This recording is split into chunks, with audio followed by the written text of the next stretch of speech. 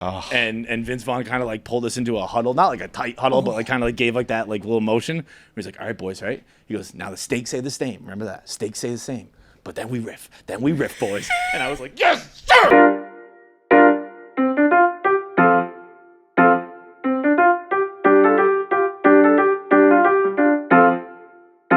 I said it because I had just the best corn muffin yesterday. I love corn muffins. I love corn muffins. Dude, That's good. That's good. Heard of that. Oh, are you kidding me? Are we recording? Corn muffin. I actually had this thought the other day. When we were in the airport in Texas, I walked by a barbecue spot, and I didn't want barbecue. I just wanted cornbread. Yeah. Cornbread, one of the most underrated things of all time. Good shit. Good shit, right? Corn muffin, cornbread. You know any what of that? I also like? Cornmeal pizza, like. Ooh, I don't think I've ever had Never that. even heard of Well, this. like the cornmeal crust on a pizza. I don't know if that's the same like usage of corn. I don't I think it's all. I think cornmeal is what makes. I don't know what I'm talking about. But I feel like muffin with cornmeal, corn muffin. Yeah, right. Bread with cornmeal, corn muffin. Yeah. But it is, dude. There was a time. I don't think KFC has it anymore. But KFC way back in the day, their biscuits are still. I don't know whether to eat them or fuck them. I love them. This guy KFC. They also used to have corn muffins, cornbread, but like in a muffin shape. And I used to like just get that. Like just give me some mashed potatoes, some biscuits, and some muffins. That's all I need at KFC. Potatoes and cornbread sandwich. Just put it together. And now, like anytime I can get Boston Market has good ones. Even like, and then you can get the really good ones. But like the chains and like you go to like a gas station, it's wrapped up in like plastic. All that's delicious. All that's delicious. So good. That's exactly what I ate. Mm-hmm. Just like a bodega wrapped in fucking saran wrap. You ever put butter on it? Put butter on it. Yeah, Oh, yeah. that feels a bit excessive, but I do it all the time. I'm pretty sure that like the essence of a corn muffin is like here's a muffin with a ton of butter on it. Slathering it on there again. Corn muffins. Raisin bread muffin, underrated too. Really? Bran muffin. Yeah, it's kind of. I love Raisin Bran, the cereal. Yeah. Yeah. The only problem with Raisin Bran, the Raisin cereal, Crunch. is the buoyancy of it. It just like goes to the bottom. It It doesn't float in the milk. I've been doing it. You know what I do? I put it in. I just do yogurt. That's disgusting. I use that instead of granola. I put Raisin Bran. But that's what I Actually, like that makes about sense. it. Instead of granola, yeah. I like the kind of scavenger hunt that it's like the same thing with grape nuts get too. in It's there, like you're like, you did I steal- get a- yeah, did I get a it's raisin? gold? Yeah, exactly.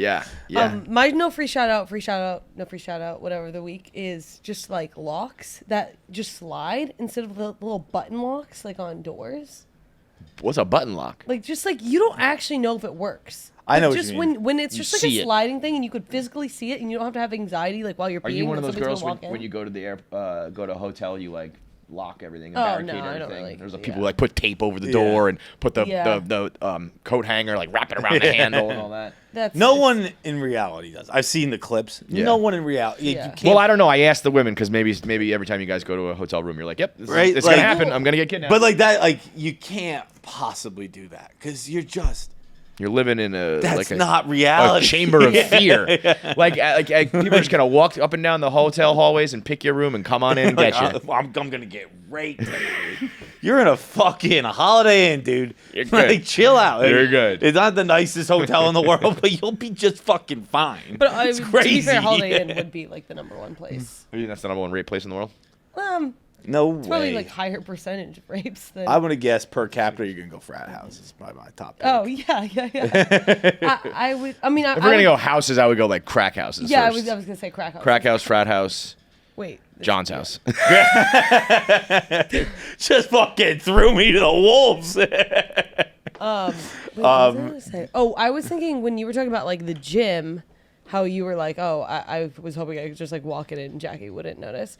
That was such like a man, because as a girl, like you gotta be aware of anybody who's walking in. I'm not just gonna be alone in the gym. Like obviously I'm gonna look around. These girls always worried about I getting figured assaulted. you had your headphones in and just didn't see me sneak behind you.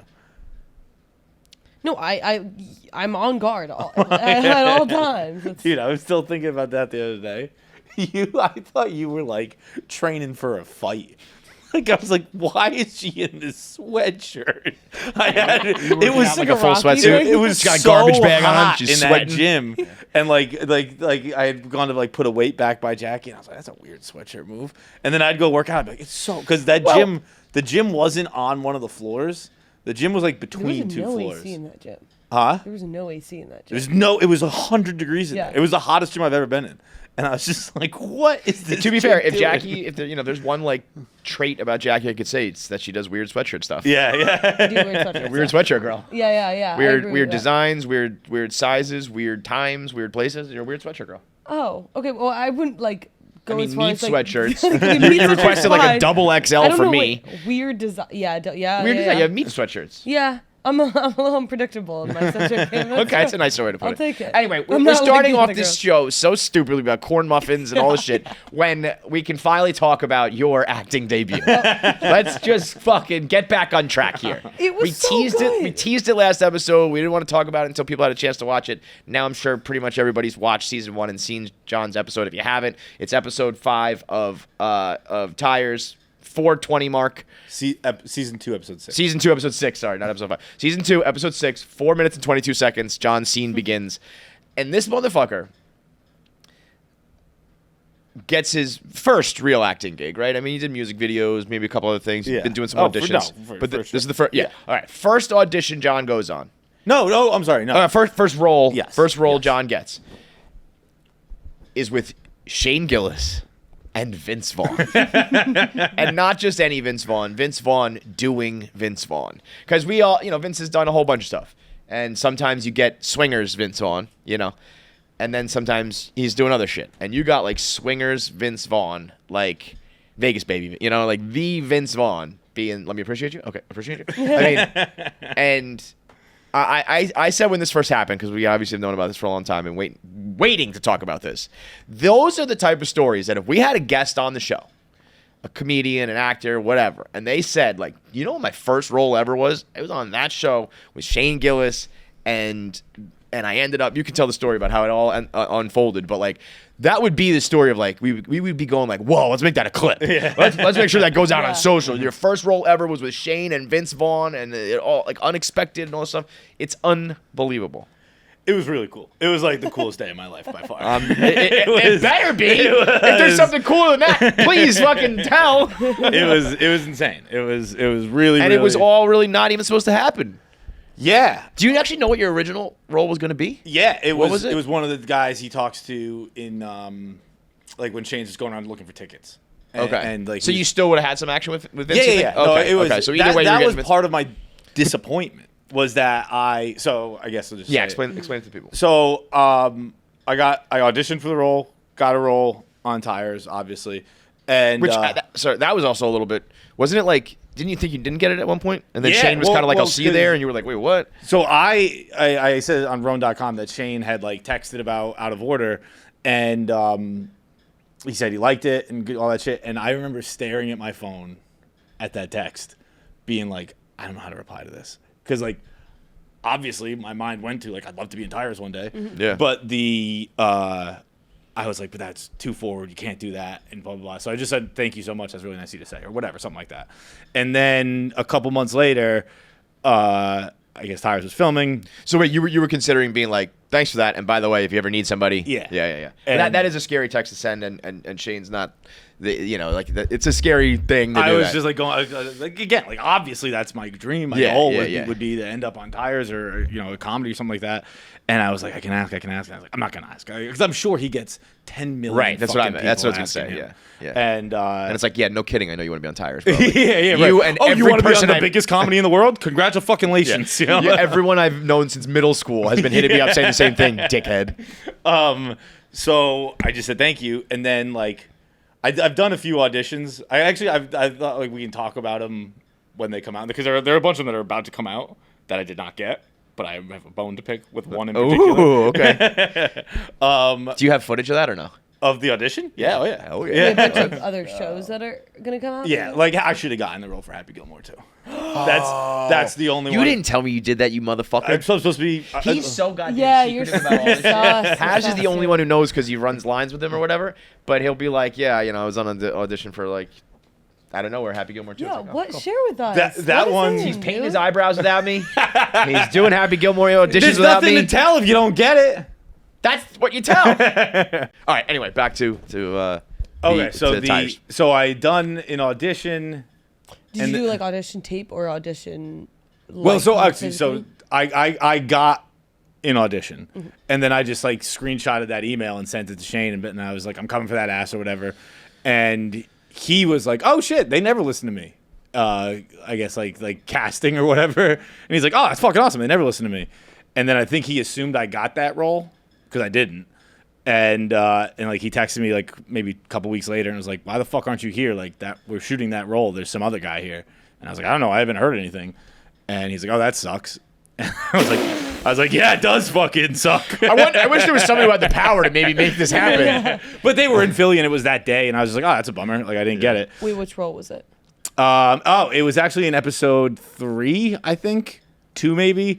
There's like a guy who's like investigating. Oh yeah. He's like in the mold vest. guy. Yeah. Huh? You would have been the mold guy. Yes, the mold guy. Yeah, that would have been. That's a cool one. Yeah, that one was great.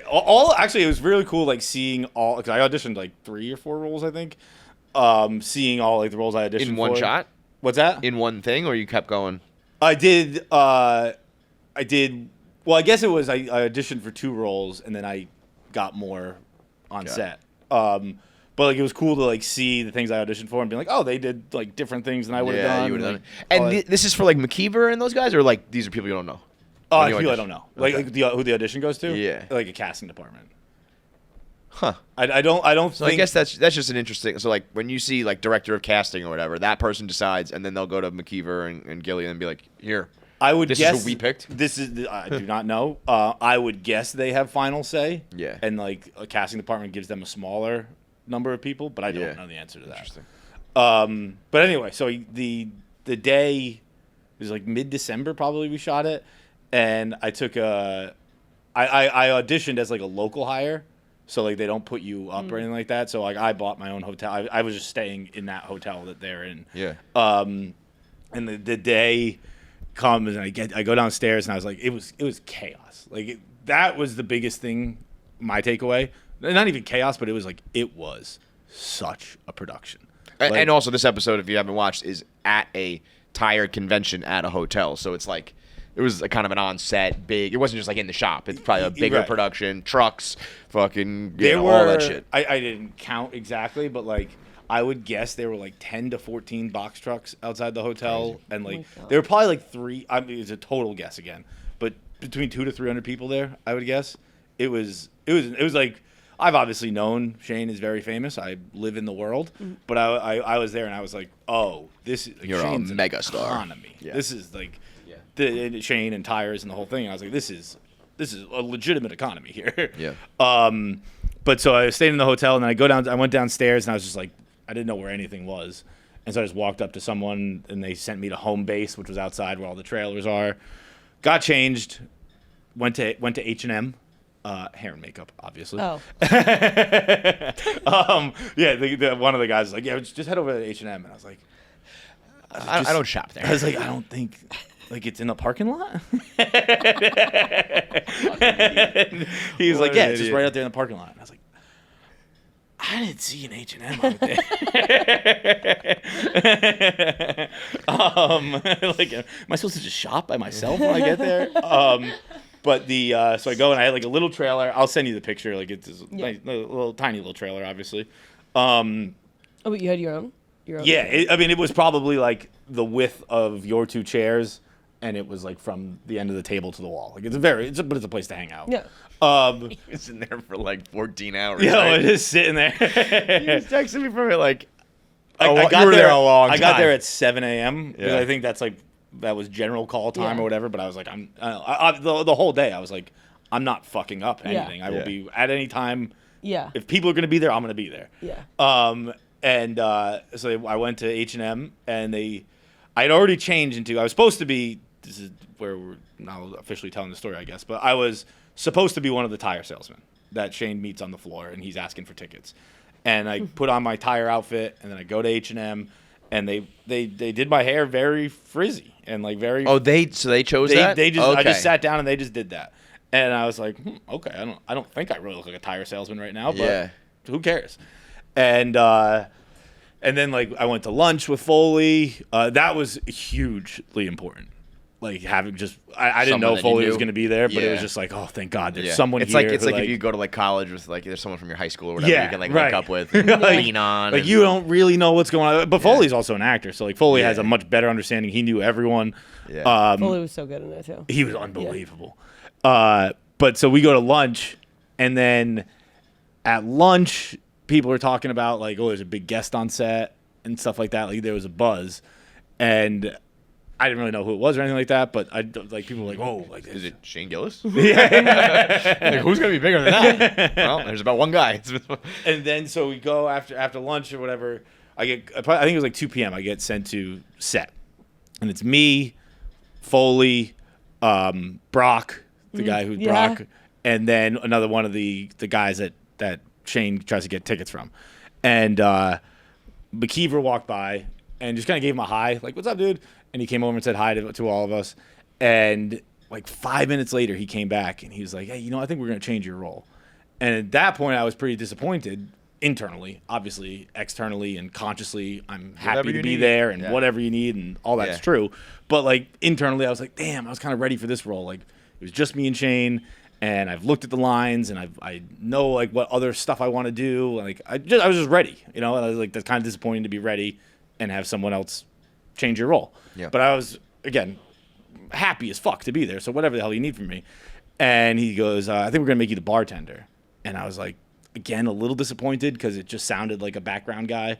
But whatever the fuck you need, I'm here to serve.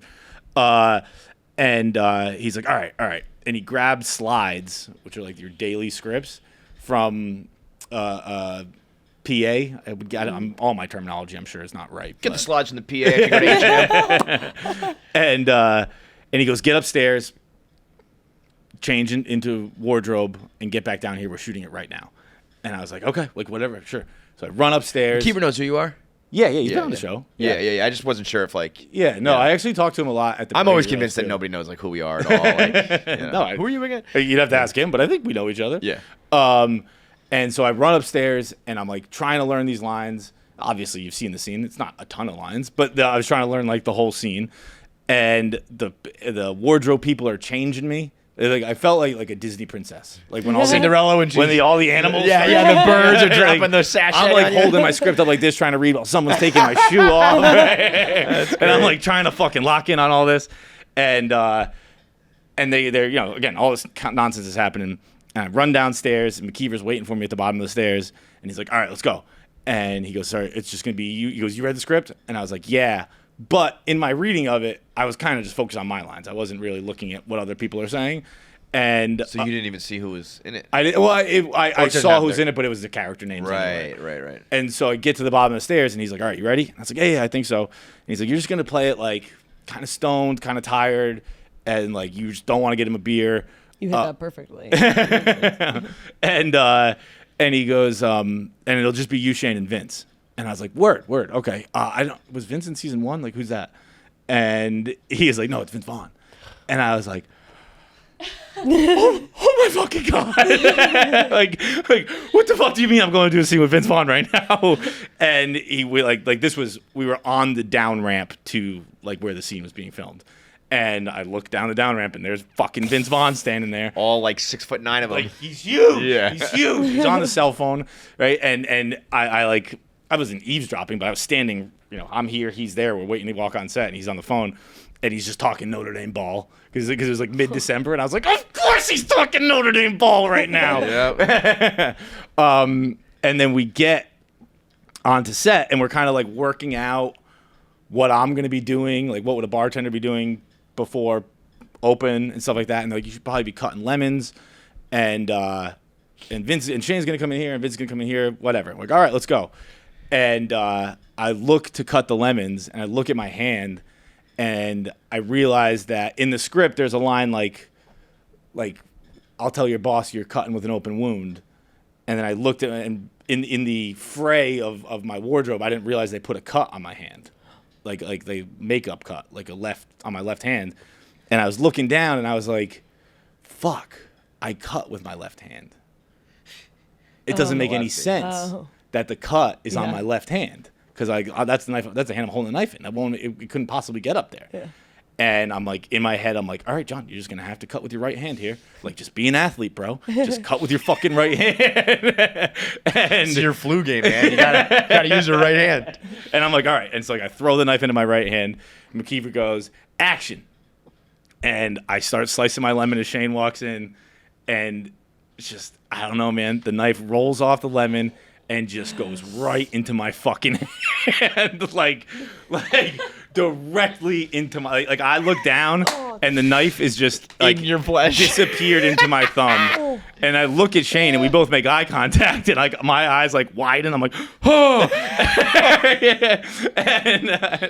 and but obviously I'm like, I can't call fucking cut, dude. This is your first scene ever. You don't get to call cut. Yeah. So you bleed out if you have to. I fucking pull the knife out and just start leaking blood. Like I'm talking, it's on my pants, it's on my shoes. I would not drink at the bar at this fucking hotel.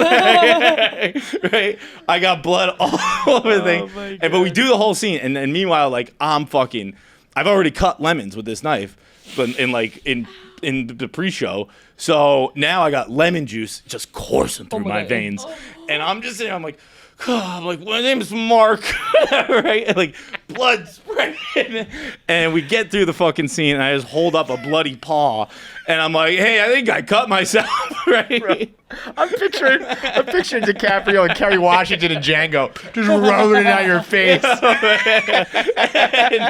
and then like McKeever comes running off on the set. The Netflix people come running on the set. Medics come running on the set. Right? Like it's chaos. And McKeever, he's like, "Are you good? Are you good? Can we use this?" And I'm like, "Dude, I'm fine. Let's fucking go."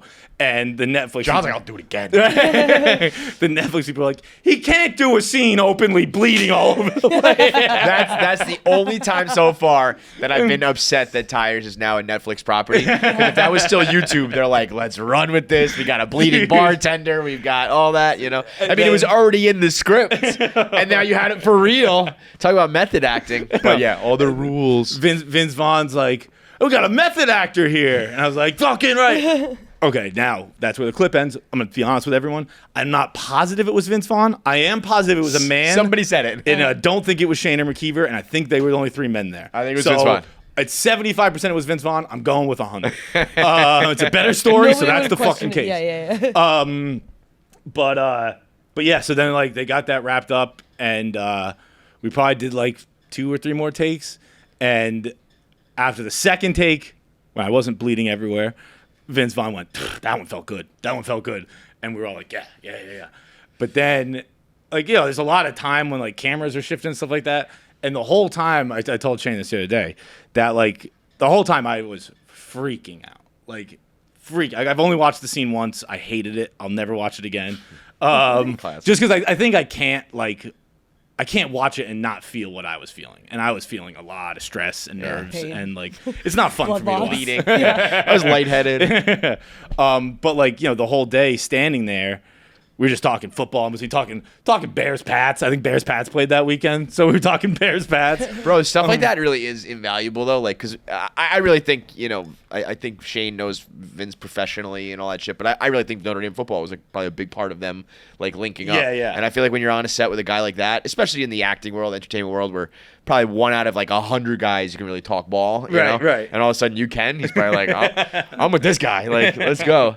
But so like, obviously I was freaking out the entire fucking time, and I was internalizing that and not sharing with it anybody, particularly Shane, because I was like, my head was like, this is just Shane's life. Like, he's around. I mean, Vince Vaughn's my fucking guy. Yeah. Like, there was Adam Sandler was childhood, teenage adolescence was fucking Vince Vaughn and Will Ferrell, and like you could have been one or the other. I was both, but I leaned Vince Vaughn. Vince Vaughn, Wedding Crashers, Vince Vaughn, Old School. Like, that's my fucking zone. And so I was freaking out, but I was in my own head like, just keep this normal. Like, Shane's not freaking out. This is a totally regular day for Shane. It's just a Tuesday. And in between the second and third take, I think Shane just leaned over the bar and he goes, "Dude, how fucking cool is this?" And I was like, "Thank you, thank God you can admit that." Like, not to admit that, but you acknowledge, because I think I mean, it's weird for our, like, the comics. You see, like, they work hard, but then the rise from, like, the grind from, like, 0 to 80 takes like 10 years. Right. But then 80 to 100 could be like 2 weeks. And I think even someone like him probably is still pretty. Maybe by now he's getting used to it, but at that point, I don't know. It's like when he's on set with Game Day, he's talking to Saban, he's doing all these things. Right. I bet you he's going like, "Holy shit!" Or you know his dad at home. Phil is like, "Holy shit, Shane." So there are definitely people in his life, I think, reminding him how like awesome that is. So that doesn't surprise me that he was like. But like my line of thinking was, like, remember in elementary school when like you couldn't say something was cool unless the cool kid said it was cool. Like you had to just be like, "Yeah, this is normal." Yeah. And like that was like being on set. Like with the cool kid at school, only the cool kid also built the school. Yeah, like he also his name's on the fucking school. sign. Yeah, and I was like just being like, yeah, no, this is regular. I do scenes with Vince Vaughn, and then once he said that, I was like, oh god, all right, this is the craziest day of all time, right? Like, this is insane. I have so much I've been trying to tell you. But yeah, and then before our last take, McKeever was like, all right, we got it. You guys just have fun now. Like, just have a good, like, let's just have a fun one. Oh. And Vince Vaughn kind of, like, pulled us into a huddle. Not, like, a tight huddle, but, like, kind of, like, gave, like, that, like, little motion. He's like, all right, boys, right? He goes, now the stakes say the same. Remember that? Stakes say the same. But then we riff. Then we riff, boys. And I was like, yes, sir, whatever the fuck you say. That sounds like something that should be on camera. Him, now the stakes say the same. Yeah. Probably riff. Probably riff. Like, that is him. I mean, that's. Yeah, it's the same one. He was like, "Let me take you in." Appreciate you. Okay, appreciate it. I mean, that is like his. It's also like his. I think he like invented that. Yeah. Oh. Like I can't even think of somebody else who does like the Vince Vaughn humor the way he does it. Dude, that was like, I was like, he's doing Vince Vaughn to me. Yeah. And like the Vince Vaughn is babies being babies, babies being babies. like that's oh my god, it was crazy. It was Do you fucking know crazy. like Vince Vaughn's? I mean, have you seen Swingers? probably and, not what was as the other much one? as you guys, but Made, right? Mm-hmm. So it was Swingers and Made was. I don't know that one. Oh yeah, I think you do because they came out. Can you Google? I think Made Vince Vaughn. I think it's him and Jon Favreau again because they came out like at the same time, or like I think people discovered them at like the same time. Really? And I think it's I think he's like in the Mob or something like that. Yeah, Made. Yeah. What? If you haven't seen this, watch this. This is. No, I actually recognize the cover now, but I know I've definitely never seen it. What year was this, Steve? What did that say? 2001. And what was Swingers? That was probably before. Oh, yes, that. 98. Yeah, because they were playing NHL '94 and like. So I thought they came out around the same time, but I think maybe more that it was just maybe when Vince popped that people went back and watched. You gotta put a little more clarifying on that Google search there, Steve. It said like swingers sexual practice. 96, yeah. So he's like a baby there. But yeah, those two movies, that and then went to Old School and of course Wedding Crashers. I mean, he was like the one. Yeah. Dude. He is the one. I view him similarly as I do. I always forget his name. The Haymitch in Hunger Games. What's his Woody name? Harrelson? Woody Harrelson. Because it's like such a specific role where it's like lovable, hateable at the same time. Yeah.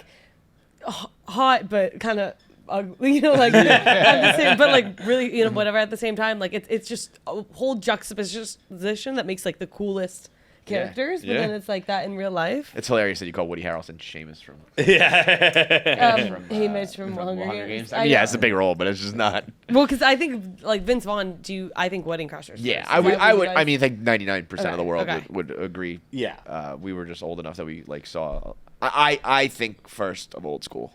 I would say his biggest role is Wedding Crashers, but like when I picture Vince Vaughn, it's Old School. Yeah. It might even be Swingers, to be honest. Really? See, Swingers a little primo. I've seen it, but Swingers a little before me. It's just. Oh, and then I mean, he has the breakup. He has he has The breakup, dude. He had a run there, Bro, that was I like- went on a run after the breakup of just having those fights and why would I want to So do good. dishes? Bro, wanting to It's want like- to do the dishes, wanting to do the dishes. I remember my father like grabbing me and being like, "You have to watch this." Yeah. Like it was a documentary, like it was real life. Because that was, I mean, that I think crystallized like men are from Mars, women are from Venus. Yeah, That was it. That one scene. It was like, oh, I understand. Like men and women will never get along. Wait, that's because I always think of that scene. Like I get that. Like I want you to want to do that. dishes. Why would I want to do the dishes? Yeah. So fucking good. But yeah, I mean that is for that being for all that shit. Like I just said earlier, if somebody came in and was like my first role ever, they switched at the last second, I was supposed to be cutting with my right hand. I cut with my left hand. I cut with my right hand. I cut myself. Vince Vaughn gave us the huddle. All that shit. This is the shit that you love, the behind the scenes stuff. Like, Yes. did you know that Feitelberg actually cut himself? In Right, this those scene? like at film behind the scenes, whatever. And it's like I think they're all lies because they're all such good stories. You like have one of those now. When, Dude. I told him when this first happened, I was like, when you're really big, you can tell this story. And people will be like, well, no way. Whoa, Shane, Vince, and Feitelberg were once on like a scene together. Like, it's funny to think you're like, I wasn't even trying to act high. I just had lost so much blood at that point. You should have like recut yourself enough to where you had a scar. So Yeah. you had to tell the story yeah. every So I'll day. send you that picture. The picture of my thumb. So the knife went into my thumb. Like it went like I was like I guess I was holding like this, and I don't know how it worked, but the knife went like in that way. to And where? Like it was like your tip of your thumb? like in this way and Oh. down, and it was dude when I wish I could capture it because it's so vivid in my mind, but like there's no angle that could have had this, but as it went in, me and Shane were looking at each other, and both our eyes just went like, uh-oh. That's gonna be a Oh, problem. so he saw it too? I think he saw my eyes widen more than he saw the actual knife, but he was like, dude, I was looking at you when that happened. I wonder if they have some sort of footage of that, or if that just gets like thrown out. I don't know. Obviously, it didn't make the cut, but that'd be very funny. like it was just I get almost like fucking like in a movie when you see like the character take drugs and it kind of like zooms in and The their pupils go. The pupils yeah, go. yeah, Like, yeah. I could feel my eyes go like, oh boy, this is gonna be a problem. Good for you. I would have been like, fuck yeah! Kept it cool. You should sue Netflix. No, but I'm sure that's what they were worried I'll about. tell you what. Before I was offset, I was signing stuff that I'm not. Before I was offset, I had believe that. emails of like you? they were. It was a tiny little cut. Like I was never gonna. They did nothing wrong. I fucking stabbed myself. That I'm not a litigious person, so I had no problem signing those. But yeah, they were quick with it. They were Yeah, like, I believe that check for your email. You got some sure. forms you got to sign. Yeah. Unbelievable, man. What a tale. Bro, I think for your acting career I think for your career from here on out, you should just be Feitelberg. Just like Madonna. Yeah. Kobe. Feitelberg. Interesting not observation, but interesting point. I thought about it. Yeah? If because I think so. When People are like, what's your you- name? Feitelberg. What's like your first name? No, I'm just Feitelberg. People gonna remember that. when you fill out the form for Netflix, like you have to fill out what you want your credits to be, Yeah. and all that kind of stuff. And if it hadn't been Tires, because McKeever's already McKeever, I name. might have just gone Feitelberg. I think from here on out you should just be Feitelberg. Yeah. I mean, literally no one will forget that. Feitelberg. Jew. It doesn't hurt, Hollywood's like, we'll sign that guy. Give him the role. If Jon Stewart doesn't want to take it, I will. I'll use John's birthright. I mean, when it's all said and done, the last, let's call it a year, but it's probably more like 18 months now. When did Out of Order start? 2 years? 18 months? A year? What is it? I would guess like March. What year is it right now? 25? I would guess like March 23. What year is it? All right, so a little more than a year, 2 years. But like launching Out of Order, starting Les Mascots, filming Les Mascots, which will then be out, getting your first on-camera role being Tires with Shane and Vince Vaughn, and wrap it up with an arena with Bert Yeah. is a pretty diesel year. It's a solid year. It's a cool year. That's a pretty Summer. fucking Fights. Last summer. Brat summer. This summer. Summer of fights. Feitelberg. Feitelberg. Yeah. I mean, that is those are like those are things that one thing a year would have been good. Yeah. If you were like, I got like a 5-year plan. Like first we're gonna launch the sketch show, then we're gonna do the TV show, then I want to get on a on-camera role, and like at the end I want to do like stand up at a big thing, and you did that each year, I would have been like, good. Like you were motivated and you went after it and you did it. I'm proud of you. To do it all in like a year is fucking crazy. It is. It's been cool. Yeah, it's a cool year. It's fun.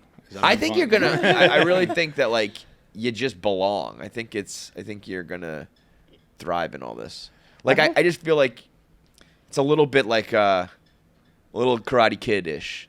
Like I don't think you realize that you've been like preparing for it. You know what I mean?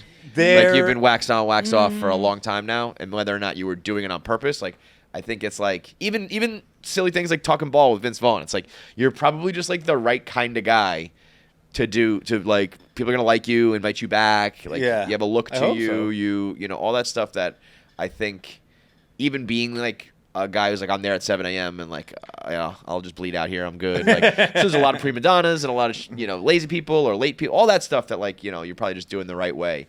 And now you know enough people and enough people know you. I think it's one of those things too, like, there was probably people you showed up on set and they're probably like, oh, that's just like the extra. And then you see like Foley walks over to you and is like, hey, and like Shane gives you a hug and shit. People are probably like, wait, what's going on here? Yeah. I think that kind of those little things go a long way, I hope so. It was a lot of fun. I enjoy it. And I very much think that there is like the Karate Kid type thing to it, where you say, because like I don't know. I don't think it's very good, but if people like it, then I don't know what I'm doing. You know what I mean? Like I don't. It's so annoying. So you before you become mega famous, you should work on like receiving compliments. Yeah. We gotta work. Talk show. I'm honestly gonna become John's manager. We're gonna work on promotion. We're gonna work on receiving compliments. We're gonna work on. First things first, we're changing the name. We're legally dropping John. The rest I'll handle. I've literally just been like grinning for like 5 minutes. I feel like I'm watching like a mom tell their kid. Oh, yeah, I'm very proud of when it. they got valedictorian, and he's like, "Thanks, mom." Very It's not proud that big of of a deal. At the end of it too, like at the very end of the day, because they shot all day, I was still there, and Shane was like, "Wait, you're here? What have you been here the whole time for?" And I was like, "Dude, I'm not gonna leave a set where they're letting me watch Vince Vaughn act." There's probably so many people who take that shit for granted or whatever, and it's like, I think that'll be. And by the way, I would, if you haven't already, and I would just make it abundantly clear to all those guys that you are one text away at any time to be on Tires, because I think Tires is going to be a smash. I think it already is. Well, but I mean, like, I think it's going to have a run. Like, Shane, being humble, was like, I hope we get picked up for season 3. I'm like, I think it's going to be picked up for season 3. But I was like, I think you're going to get picked up for like season 10. Because that was the first show I've watched in a long time that did give me Always Sunny vibes, in the sense of like, I could see, like when I watched season 1, I liked it. I didn't think it was like, it didn't like grasp me. Like this one, I was taking note of everyone's names and who they were and what their roles are and what their connections are, because it feels like a gang that you would like follow, like Always Sunny, where it's like 10 years later you're still watching Kyla and you're still watching 100%. These guys like who are all the connections. They have a bunches of guest stars, and like it's a little bit Sunny, a little bit Office, a little bit. It's kind of an amalgam of they have all their those own things. like cadence, the way that The Office does and Always Sunny does. That's like, exactly what I'm saying. It yeah. feels like a show that's like, you're watching Tires. And season 2 is so good. I mean, like a major leap, which makes sense when they filmed the old one a long time ago, and like it was before everything popped off and before they had a budget and confidence and all those things. But like, I mean, that was when you're in it. We watched the first 3 episodes in the theater at the premiere, and that's a very infectious and group hive mind type thing. But like the first joke was maybe the gun or something like that. Like, yes. And the crowd went bonkers. And I was like, yo, that was a pop for a TV show, I would really, I mean, that was funny enough that I think I would have been at home by myself, like laughing out loud. Yeah. Which is always kind of my like barometer of like, did I just laugh by myself? And I was like the whole time looking around, just being like, this show is fucking it, man. It is. I would hold on to that for dear life if I could, man. That was so funny when Shane's like, we hope we get picked up for season 3. I mean, I guess it is. It's probably like me on Thursday, where it's like, yeah, it's 99.9%. In hindsight, like, Shane and Vince like talking at the bar. Maybe they cut that. But I never thought. Sorry, so explain my thought process. I never thought they were going to cut the scene. But, like, I didn't know what take they were going to use. Yeah. And, like, Maybe if it was the you bloody or take, something. maybe it's just behind me and you just see my, like, and if I was like, I got a scene, and you're like, that's what it was? Like, the back of your head? Yeah. Like, no one sees Final Cut, like, except McKeever and Shane. So, like, I don't think anyone really knew what it was going to be. Right. I knew I was going to wait, because, like, you never know. You never know. Yeah, you're smart to wait on it, but it is funny. Just looking back, it's like, Yeah, I pretty pivotal scene. I wasn't like actually worried. I wasn't like, I really don't know. I was pretty fucking sure. Yeah. But there was always a chance. Yeah. So and now Mascots next. Drops in August, we decided now. We moved it up. August, yeah. Did you say that already? Scared of big bad football. Yeah, big football. Going toe-to-toe to football doesn't usually work. So doesn't work out too well for most people. You will have to compete with the WNBA. That's their time to shine. They got next. Baseball is back. There's nothing like going to a good old baseball game, especially last minute when you save money. And luckily for me, I use Gametime, so I always get last minute tickets at the best price possible because they are the official ticketing partner of Barstool Sports. I went to the Knicks because of them. Feitelberg's always going to Broadway because of them. And this summer, I'm going to go to so many Mets games because the Mets are a wagon. Gametime makes getting tickets easier. It makes them faster. It makes it more enjoyable, more seamless, an easier process. Prices on the app actually go down as you get closer to the game time, showtime, tip-off, whatever it may be. So if you're a procrastinator like me, you actually benefit from game time because last minute you're going to save cash, and it'll be a nice little spur-of-the-moment, spontaneous, fun time. Game Time Picks is their new feature that allows you to find great deals on the seats you want where it filters out all of the nonsense. So you just pick your event, turn GT Picks. There's a setting on the top of the screen. Just toggle that on, and then you can browse the best local Game Time picks or deals near you on the Game Time app homepage, where it gets rid of the nosebleeds, it gets rid of the really expensive, it gets rid of the bad tickets. It's exactly what you want. So whether you're going to see music, comedy, sports, Broadway, any sort of live entertainment, Game Time Picks is the deal for you. Great seats available right now, and you can put that savings back in your pocket and spend it at the ballpark. Get another hot dog, get some merch.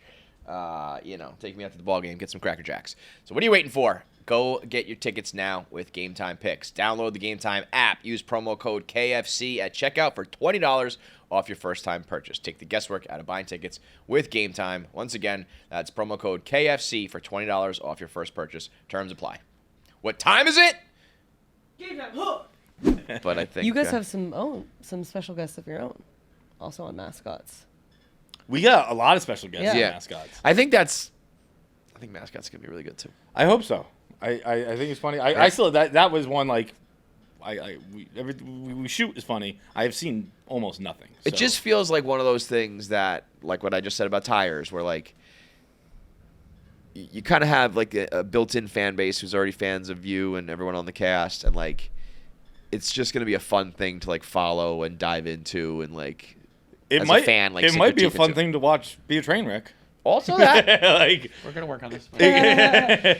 I want to make sure expectations are balanced. Imagine if it was an absolute train wreck and it's like, well, we've got like people watch the first couple episodes, like we got 6 more to watch. Yeah. We're going to roll this out over the next 6 weeks. You guys hate it.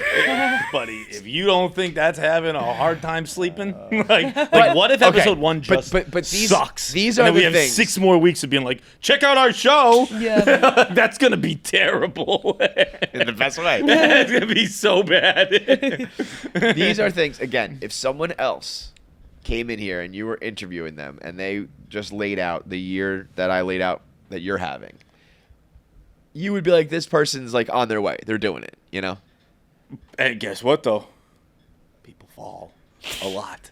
No, but also like the way that, I mean, I am trying to think about life too, and I think it's so true. It's like there's not really like wins and losses. Like even if you guys lose, like then like you make a season 2, you make it better than the first one. Like, fully subscribe. And like to that you now. know that, yeah. Like that's like, why I'm my expectations are accurate. Yeah. I want to make sure everyone else's are. Like it could be a mess, and I would be. I think really there are good. wins. I don't think there are losses. Yeah, exactly. Yeah, a cheesy way to say it, because of course there are losses where like you could just really get like. I think there are losses like. I got fired. I fucked up something. I go to jail. I like real bad shit. I don't think that like I tried this thing. I wanted it to be a massive success, and it was not. Is really a loss. Yeah. No, I don't. I should say, I think you have to work hard enough and long enough and be a little bit lucky enough to earn your place in your field to withstand the losses, if that makes sense. Yeah. Like if you're a nobody and you get one shot and you fuck it up, like that might be it. You might have lost, and like that, maybe you're not going to get back here. But we have done enough. You've done enough to like set the scene for yourself, where it's like I have this podcast that I do. I have.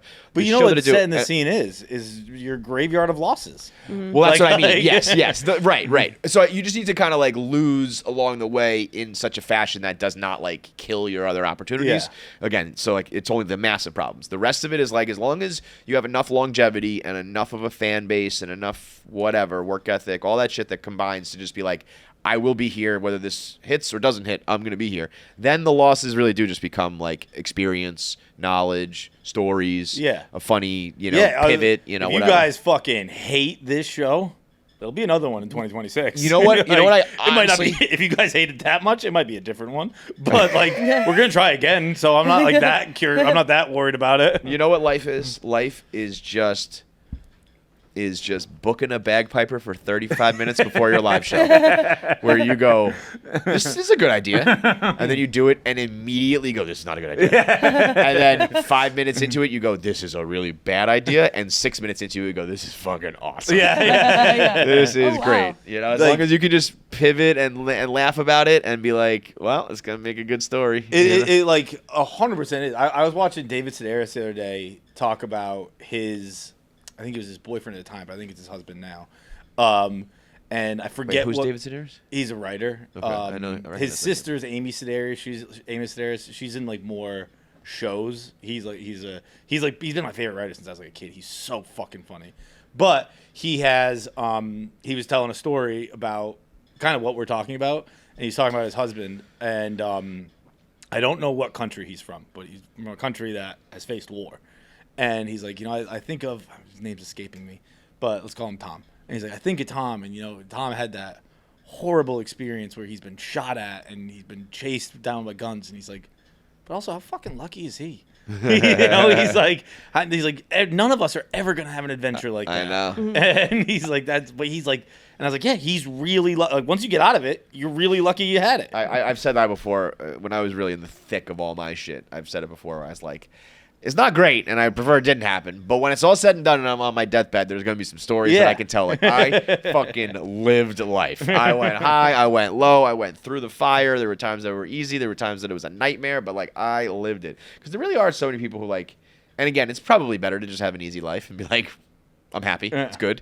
I think that's pretty rare, but if you're blessed enough to have that happen, like, all good. But it's a little boring. It's a little bit like a lot of times when people will be like, why should I listen to you? Like, why would I ever listen to you talk about like relationships or something? It's like, I think I'm the person who should talk about it. I think I've seen all different angles of it and know what's wrong and know what's right and know how to fuck it up and know how to fix it or try to fix it and all that shit.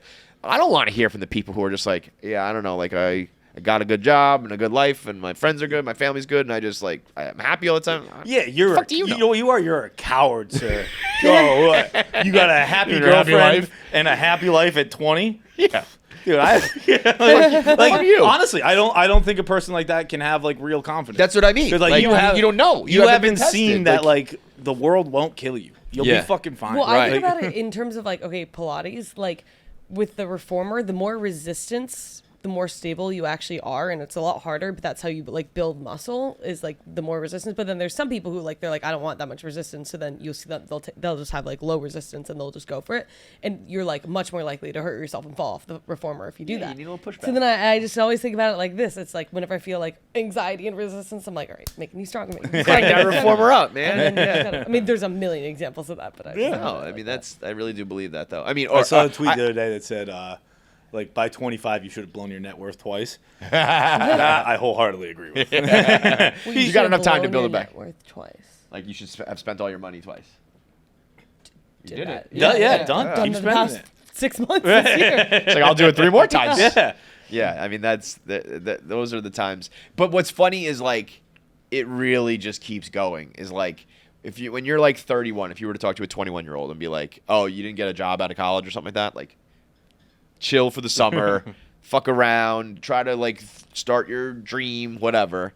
You got time. But you're 31 giving that advice, and you probably feel like I can't do that now. And a 41-year-old would tell you the same thing. Yeah. And a 51-year-old would tell him the same thing. And like, so it really is just like there's no better time than now. And like you're only at your youngest and stupidest and least. I mean, I guess it depends. Like if you just want to be like a lifelong bachelor or whatever, maybe you will have like a life of no stress. But I've learned that like it just keeps getting harder. Like I keep being like, well, I'll get through this phase and then I'll get easier. And it's like, well, the thing that I thought was hard did dissipate, but now something else popped up, and it just keeps getting more and more complicated. And I'm going through old clips. I forgot that like Bert Kreischer at 36 was like just starting his like TV. Bro, Bert Kreischer at like 46 was like breaking his back on the Travel Channel for peanuts, relatively speaking, peanuts. Like I think that a lot sometimes about like at least I will like compare us or put us on the same level of like contemporaries. I'm like, we should be like them, or like let's chase them down, or let's be as big as them. And it's like they've got like a 20-year head start, and they also like they're an athlete previously, a professional athlete or a rapper or a, you know what I mean? It's like things that the fact that we're even like playing in the arena as some of these people, it's like we got a long way to go and like when you different path and everything. When you do your comparisons, what are you comparing to? Like what? Like, are you comparing to? And I mean, this is for you as well. Like, who do you compare yourself to? Like, are you like? Do you go Alex Earl, or do you like? Do you have a person where you're like, that's the kind of career I want to have? Why'd you both snicker?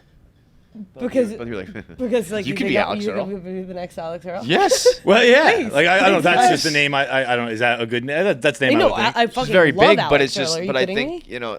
I think people like Alex Earl and some of these influencers kind of prove that they're talented. I hate when people like try to diminish it. I'm not doing that. But it's like it is more just like right attitude, right place, right time, kind of all coming together. Like I don't think there's anything. But like when you're looking for someone, where you're like, that's kind of my vibe. Like, if things went like. That's how I think of it. I guess it would be easier if I just explained mine. Like, I try and think of, like, someone who I'm like, I got a similar vibe to, and I think if you did things right, like... You could be like that, You yeah. could kind of have that kind of career. Yeah. Like, or do you just go right to the top? Like, the reason I'm saying all this is the first person who I was ever like, that's the kind of career I'd hope to have, Steve Levy. Just seems like a good dude. I didn't do Steve because he was a hockey guy, but all of the ESPN anchors were like, those were my first. I want to be. Yeah. That was the first realistic. This is what I want to be when I. But like Steve Levy, I thought that like 5 years ago. Yeah, I was like, yeah. if I could have Steve Levy's career, You'd be where, happy. like he's just like he does cool stuff. He's not the. I don't want to be the big guy. He's not SVP. Yeah. But he's around and he's always been there and he just seems like a good guy. Yeah. I like Steve. Steve Levy's Once a good one. once I was like past, I want to be a baseball player and an astronaut and a ninja. The first time I was like, what would you actually want to do? It was be a Sports Center anchor. It's Steve, Yeah. well, like Steve Levy, then Bill Simmons. Then Simmons was probably a big one for a Rick lot of guys. Riley. For me, it's a lot of the radio people. Radio, Francesa and Boomer and Carton and those guys. I went sports until I was in 20s, and then Then I guess it kind of changed to. I don't really think I don't like want to be anybody else, but I just think of like I look at like their success, their level. You know? No, I don't want to be you, but just like your But even their your whole success is like situation. if I listen to a show or see somebody on a show, it's like I don't know what their numbers are, and I don't know what our numbers are. Right. But I know when someone's more influential, bigger, just like drives the conversation more than we do, whatever it is. It's like I want to be like that. Yeah. But I couldn't tell you. There are probably some people that I was like feeling that way. There are people who I feel that way about that I'm probably bigger than. Right. You know what I mean? Like, quote unquote, bigger than. Like, especially in the radio world. Like, I think local sports radio is a funny thing for a lot of guys where it's like you kind of like put these people on a pedestal and like revere them, you know?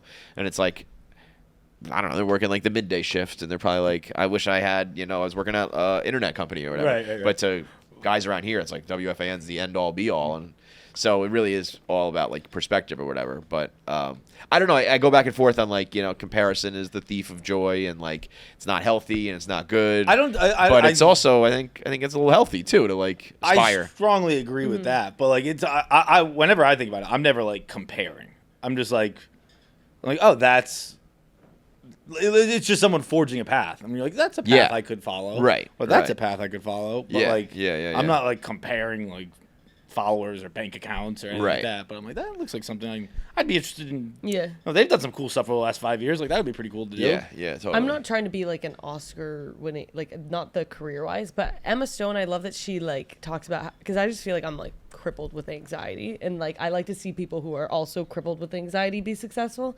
And she has like a cool personality. She's like everyone likes her. Like I like her, but not that's her. That's a good goal. Yeah, she's. I don't think that's what I would say. Not many people out there who are like fuck Emma Stone. I hate her. So yeah, I mean, I think it's good to like pick people out that are like doing well and like you aspire to be, but not be like I'm not like this or I can't do that. Or Those are things I don't have. It's like you'll get there. To borrow a phrase from Meghan Markle, the power of yet. Did you see that clip? No. It was super corny, but it's kind of true. She was just like, I haven't I didn't like meet my 5-year goal yet. I didn't do this thing yet. Like, you still have time to do it all. It's a long life. Yeah, she said it in a super insufferable way, and her co-host was like, yeah, and everyone hated it. But I was kind of like, that's not true. Yeah. I'm still Meghan Markle lover. Yeah, I was wondering, like, she must have a lot of fans too to be where she's at. But I like, mean, I have never seen a positive thing about that woman ever on the internet. Everybody fucking. Okay, well, she's Montecito Pride, so I'm. What's that? She's a Montecito. Oh, she's a fellow neighbor. Got so, it. Got so it. That's Got it. why. Maybe I mean, she got crushed over that, like, dancing in the delivery room thing, and I was like, I don't know, like, it seemed pretty bad. Yeah, it seemed harmless to me. It's a little like weird and goofy, but it wasn't like, I don't know. My mom said something like, "Did you see this? Like, this Meghan Markle? She hates Meghan Markle, so anything was good." She called it twerking, and I was like, she was like dancing around with her husband. It's not twerking, ma. I was watching the tennis yesterday. Mm-hmm. Got real jacked up on tennis. I love tennis. You know what? I was watching wheelchair tennis. I was getting jacked up on that. You know how fucking hard wheelchair tennis is? I can't imagine. And they have the ball's moving a little bit slower, but otherwise it's the exact same like amount of rallies and shit. Were you watching? Was it like Roland Garros? Was it the French Open, or was it just like? Yeah, I think it was at the French Open because it was like the clay courts. I mean, I wasn't watching it. I was watching a clip. Yeah. But I was like, I saw it and I was like, this is gonna stink. Like this is gonna be an ace after ace. Like no one's gonna get this. They just roll around and get it. It was crazy. How do they? I feel like your hands have to be not preoccupied. Yeah, they roll with one somehow, and then they. It's really it was. Dude, But you're a big soccer guy, big tennis guy now. So I go. Hubs is a great tennis mind, and I talked to him about it. I'm far Listen, from Hubs is a tennis mind. By my standards, Right. he's a great. I was thinking that. Like, in my mind, Hubs is the expert of all experts. Hubs knows tennis. He like tennis people know Hubs. Hubs is an expert. So I've gone probably 3-4 years to the U.S. Open. We go to an Alcaraz match, and then I just talk like the big matches I watch. I'm not like a tennis diehard or anything like that, but I knew this Saturday was a big match. It was Sinner versus Alcaraz. So I woke up at 9 to watch it. And we shot mascots at 3 yesterday, and I was an hour late because I was watching the tennis. Just couldn't peel yourself away. But I started at 9 a.m. It goes. It was a 5.5 hour match. Yeah, that's it was unbelievable. Like it was honest to God. I know we say this when as a company or as a people. Like it's always like nothing beats playoff hockey and nothing beats blah blah blah, and like they have live tennis. When you add the stakes. I think it's hard to be a better sport than tennis.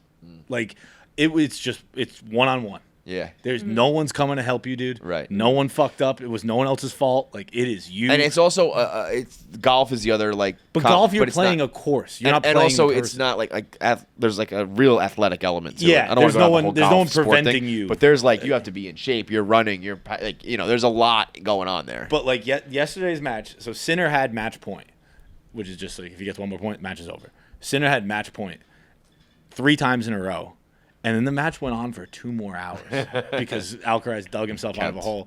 And I was like just trying to put myself in Sinner's head because it was just like I'm right here. All I have to do is take a knee. Like the game is over. Yeah. There's nothing left to do. Game's over, and all I have to do is take a knee, and then somehow the other team kept beating you for 2 more hours. Yeah. And like I was just thinking about like that mental of like the mental aspect of like. Dude, nothing. I can't do anything. I'm trying my hardest. Yeah. And this guy's hardest is just better. That's what's interesting. There's no one else to help me. There's no one else his hardest is better. Tennis and baseball, no clock, is a whole other world where it's just like there's nothing to protect you. Like this inning might go on forever. If you don't get this out, they will just keep hitting. Marty was saying that this morning where he was like, because he's been doing Marty Verse and he's been with a lot of the tennis guys and he's beaten Alcaraz, or he's returned to serve as Alcaraz, so go watch that. But he was like, yeah, you don't know what to train for. Like hockey, it's a 60-minute game. It'll probably be about 3 hours with stoppage, but like I have to be able to play a 5-hour match or like a 2-hour breakneck. It could be 1 hour. Pace. There is no clock. Right. It was just a fun sport to watch, and I bought tickets to Wimbledon. Going to Wimbledon next month. All right. Oh, yeah. I was like, fuck yeah, dude, tennis rules. And there's a little more to it. Is when we were in Texas, I met up with a buddy who was going to Wimbledon. And he's like, you should come with me. And then I got jacked up yesterday. I was like, fuck it, coming. Seize the opportunity, bro. Seize the day. Oh, we should do our phrases. Oh. Where's that? We're a little, Oh, it's a little late, but we can try to squeeze it. Yeah. Well, what do you got a list? Yeah, I have some stuff. We got Oona's list. Well, Oona made a name for herself I did. over Not last week. necessarily on purpose, but Well, it's I'll an take it. interesting. It's an interesting. I was like saying to Feits, like as a joke, I was like, when I watch Tires, I'm just gonna turn up his scenes and turn down Francis's scenes. Francis, I'm glad you brought that up. Actually, Francis is in episode 5. Francis is the star of the episode. Yeah, he's really good. Like He's really good. He's incredible. Yeah. They're dude. When he punches the table at one point and he had the veins coming out of his neck, I was like, God damn, Frankie, Yeah. get it, bro. Yo, he really he was great. Yeah. Really, really, really good. Yeah. But anyway, what's your deal with Francis? You don't Well, like him? yeah. So Oona hates Dude, can we Francis. hype him Oona up and next Francis are episode, beefing. maybe? No, I like Francis a lot. Yeah, I don't know. He like went on the yak and read. I got this job from DMing Kevin, so I have no shame in DMs, but he like went on the yak and just read the DMs I've sent him, which is kind of like when you DM to get the job here. Yeah, It's I did like it. you don't necessarily want to hear them on Yeah, a you don't like wanna hear whatever. And then he also said I bought him a drink, which it's important to note that that never happened because I don't want guys to hear that and think I buy them drinks. I never bought Francis I a do not drink. have Important the money. footnote: Yeah. you will be buying me drinks. Yeah, so Now this, don't get that but this twisted. all originated because you did the video with Roan and Tommy, Yes. where they were kind of like hazing and grilling the interns, Yeah. and they were going through your DMs Yeah. for that, right? And you had DM Tommy, Yeah. but deleted the picture so it looked like Tommy Yeah. reached out to you.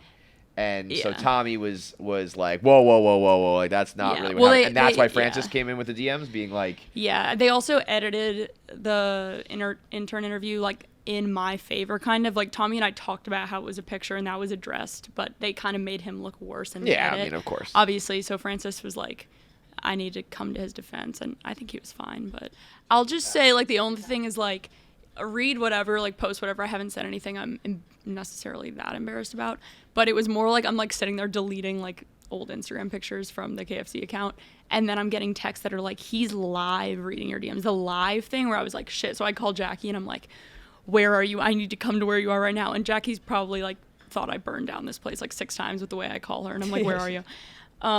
Yeah, so I just like went in there and I never listened to what he said. Like I didn't want to hear it, but Nick came in and was like, they want you on the yak.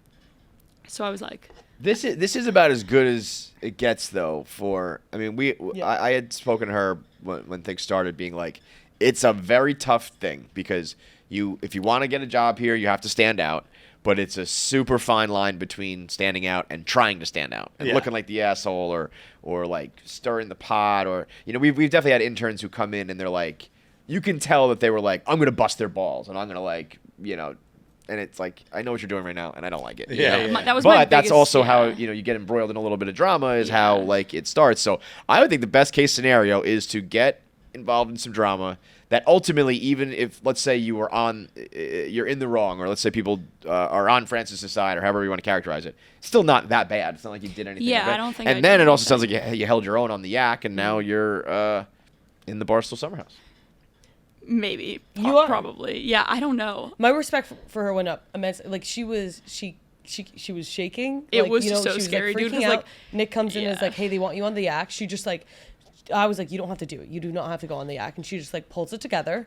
I was like, "No, I'll go." Because on." like 3 seconds before, Jackie was like, you can cry, and I was like, I might. And she was like, I mean, the phone call I got, I was like, I think this girl might have killed somebody by accident. I somebody keep dead? accidentally doing that. Right after we got off the phone, Jackie was like, the way you picked up, like you made it seem like you did something. Yeah. You were like, so, and I was like, oh, fuck.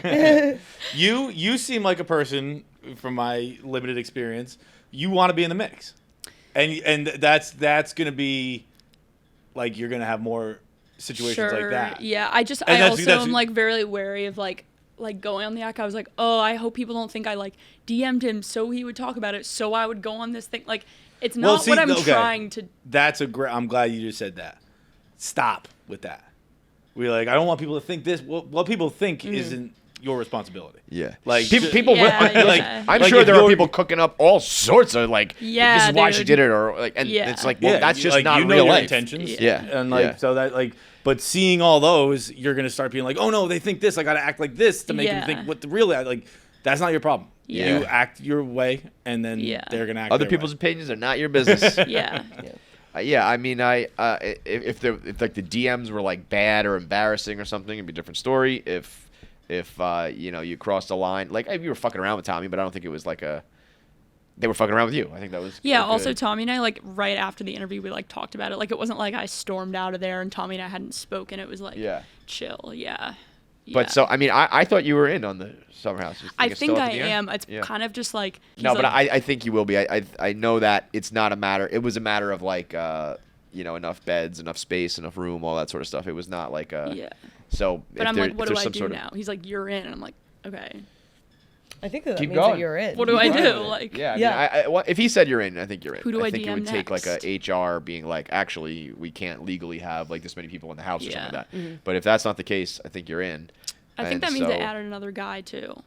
So, I think they wanted to add Danny. Yeah. So I think they wanted to make sure it was balanced. So it's going to be the summer of Jackie and Oona. Hell yeah. Yeah, everyone, like, all the KFC Radio people were, like, doing shit, like, whatever. And I was like, I have to do something now. Yeah, well, that's what I mean. It's I'm just kidding. You have to, you get in there and you have to, like, make your own way. Do what people want, or do what you're told, but also come up with your own shit and find your own angle, and found yourself on the yak and on day 4 or whatever. So like Nate came in after and was like, I remember Kevin calling and being like, I don't know what to do. Like, I don't remember exactly what you said, but I was like, Oona's gonna be in trouble. Never mind.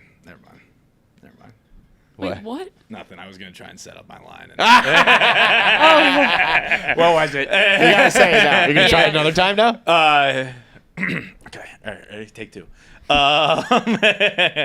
Yeah, Kevin called me and he's like, yeah, Oona's in trouble, and I was like, I don't know, man. The intern's not my circus, not my monkeys, right? I probably would have got that, but I don't think I would have. It worked. I stumbled too much, and I was like, I'm not gonna get it out. Fuck.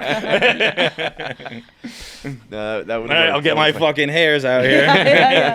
Damn, I meant to get the tweezers. I hate that this is the punishment. You can thank your girl for that. Yeah. It's a Jackie idea. No, Nate came in after, and he just like sat down on the floor and was like, I promise you're gonna feel like people hate you, like people hate me a lot. And I'm like, yeah, I know. Like Nate came in after and like sat on the floor. It was it was so funny. No, I don't. I mean, I don't think people hate. If that was enough for somebody like hate, I don't know. It sounds like it was just a regular fucking interaction. Of like, I mean, like backlash. First of all, as a girl, like I was saying, like literally, if you have your face on camera and you're talking, there's gonna be backlash. And also, it's just like that is the tax that you have to pay for getting in the mix. Like, you're gonna have to. It's. I mean, it's play in the mud, you get dirty. The most important thing, kind of what we were saying earlier, it's not gonna fucking kill you. Yeah. Like we might have a stressed out day. Yeah. But guess what? Tyler, the Creator, has the best tweet of all time. It says the N-word in it. But it's like, what the fuck do you mean? You talk about you're getting cyberbullied. Shut cyberbullied. Yeah, close the laptop. Like, look away from the screen, all of bro. these things that you feel, and you're like, I don't want people to be thinking that. Like, they're not your business. I know the worst case scenario is I go with a guy and he's like, so you're buying me a drink, right? No, I'm not.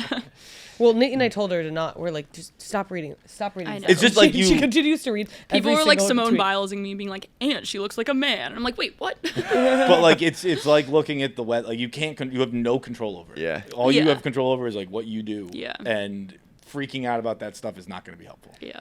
I have not been around you as much as Jackie, so I can't really give you the same speech. But if you fuck any of those guys in the house, it's probably not going to be a good idea. No, yeah, I'm not. Yeah. No plans. Speaking of Simone Biles and that whole drama, so what the girl she's fighting with is one of those like trans people should not be in sports. Yes, Riley Gaines. Riley Gaines. Yeah. So she's a swimmer. Right? Riley Gaines. She is got a swimmer. beat by that swimmer who's trans. Well, she got beat by 4 other women as well. Right. People always forget that. Yeah. She came in. She tied in 5th. Yeah, but the girl who was in first was a guy, so she has a problem with it. And so Simone Biles said like, stop hating trans. I don't even know what. I'm aware they were in a beef. I don't know where it started. There was a tournament recently, track and field. And I thought they just came up with the best solution for a situation that is complicated and ultimately will not please either side. So let's figure out a solution. They just put multiple people on the podium. They were just like, this this trans person won. She was in first place. And here was the second place girl. She also gets the first place medal. She stands on the podium with the first place. I don't know. Yeah. It's not great. It's not perfect. People are still going to be mad. But it's like, you got the gold medal. You're going down in the books as first place. Maybe there's a little asterisk or something like that with another first place person. And the whole world will go, oh, that you're biologically female. You're a trans person. Like, okay. Yeah. I don't know. That seems like we should at least start there. Let's at least just make that a thing. I feel like let's make that a thing for like the one athletic event every 5,000 that involves a trans person. Right. I feel like that when you're like doing discussions on the internet, like everything has to be perfectly pleased. Yeah. And it's like, I don't know, man. Trans people exist. They're going to keep playing sports. So figure it out on an individual level. It doesn't have to be a national federal mandate. Like when it happens one every 5,000 events, that one's going to be a little different. I don't know what to tell you. I always just think about it in an individual level. Like I was thinking if Shay was playing in sports and she was getting smoked by someone who's trans, I would probably feel a way about it. I do ultimately feel like it's a nuanced issue, but like if there's someone out there who's just like dominating. And it's a physical sport, and it's something where it's like clearly being a man, being born a man is really a benefit. And my daughter was losing, I would probably feel a way about it. But I feel like if she were to tie or something like that and win the medal and be on the podium or whatever, I think that's like an easy conversation to have. Yeah, I think I would just be like, so here's the deal. Like, you're competing against someone who, like, biologically might have, it might be stronger or faster than you, but, they've made a choice that they want to live this way. And, I would just talk her through it. And I don't think that's that. If it's just like you lose, you don't get to play again, you're out, whatever, that sucks. But if it's just like someone who's, like, made a different lifestyle choice than you is playing alongside you and you're both going to, like, be at the finish line or the podium or whatever it is, like, I don't know. That seems like there are times where I'm like, I don't know what I would tell my daughter or my son in these situations of all types. I'm like, I don't know how to parent this spot. Yeah. I think I could parent my way through that one. I think, and this is very easy for me to say as a non-parent, but like, yeah, most of the thing people get worked up about is like, it's a parenting thing. Yeah, and right. It'll be a little weird probably. It'll be a little uncomfortable. It'll be a little different for you.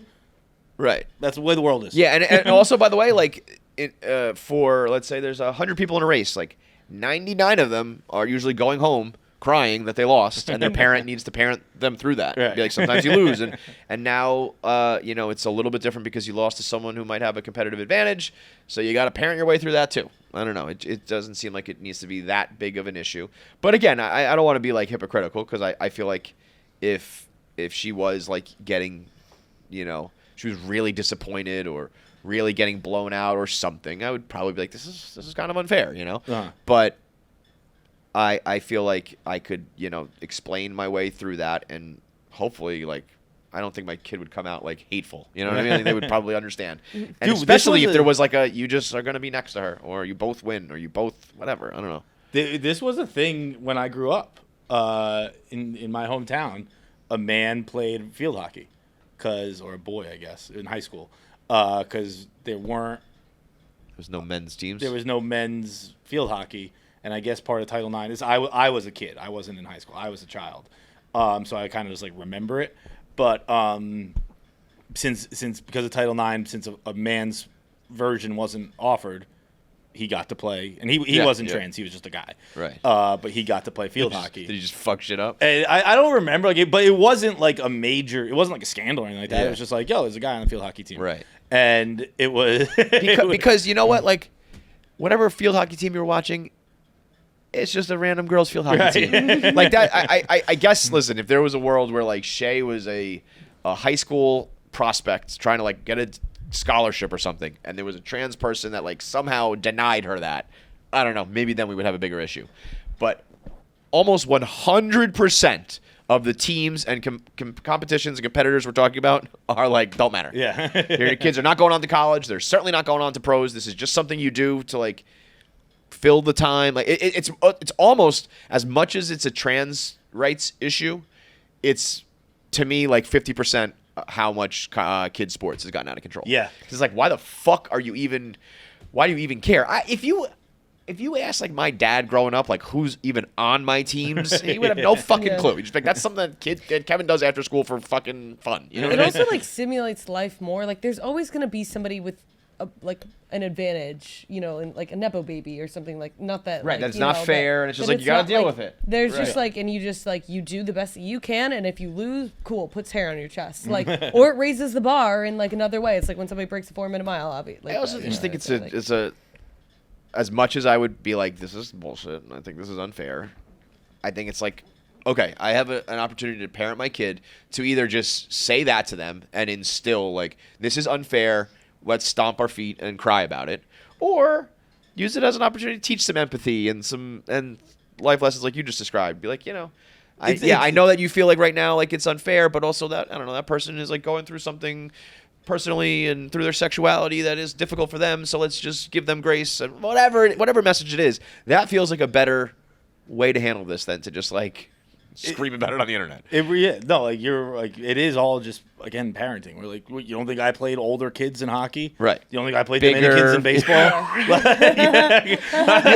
What did all those parents tell the kids who played against Danny Almonte? Yeah, dude, you fucking don't think that I was a kid in high school. I was like, who the fuck is this kid throwing 96? Yeah. When were you born, bro? Let me see the fucking ID. Yeah, I mean, it's just, and it's ultimately like, your daughter's fucking swim meet doesn't matter at all, bro. And it also is like I think people put the pressure on the kids. Like, I don't know, like whenever I got beat, I was just like, whatever, that kid's fucking good. You know what I mean? That's the other thing is, again, it goes back to the kids sports thing. Like, the kids don't. Very few of the kids really care. Yeah. There are times I'm, and again, I'm not trying to be hypocritical because I will like get invested in some of these sporting events. So if there was somebody, if there's just a regular girl beating my daughter, I'm like, fuck this girl. So if I thought there was an unfair advantage, I'd probably be, motherfucking her under my breath. But I just don't think I would make this like public spectacle of it because it's just like the kids are gonna like 99% of the time. Keegan lost in the playoffs the other day. It's unbelievable, by the way. I couldn't believe this team lost. I was like, we were away. I got the score. I was like, what? They lost? I thought we had a champ in the bag. He was like, I was like, how'd it go, man? Like, I'm sorry you lost. And he was like, yeah, I don't get to play again till the fall. But did I tell you what happened in Roblox? Like, right back to what they really care about, Yeah, I've played hockey against girls before. That was the biggest. Eat my box. That was the biggest advantage. That was the single biggest advantage I've ever encountered on the ice. Yeah. I didn't know what to do with that. Right. Just it was the other way. Imagine that if there was the opposite direction. Like, we can't have women in hockey.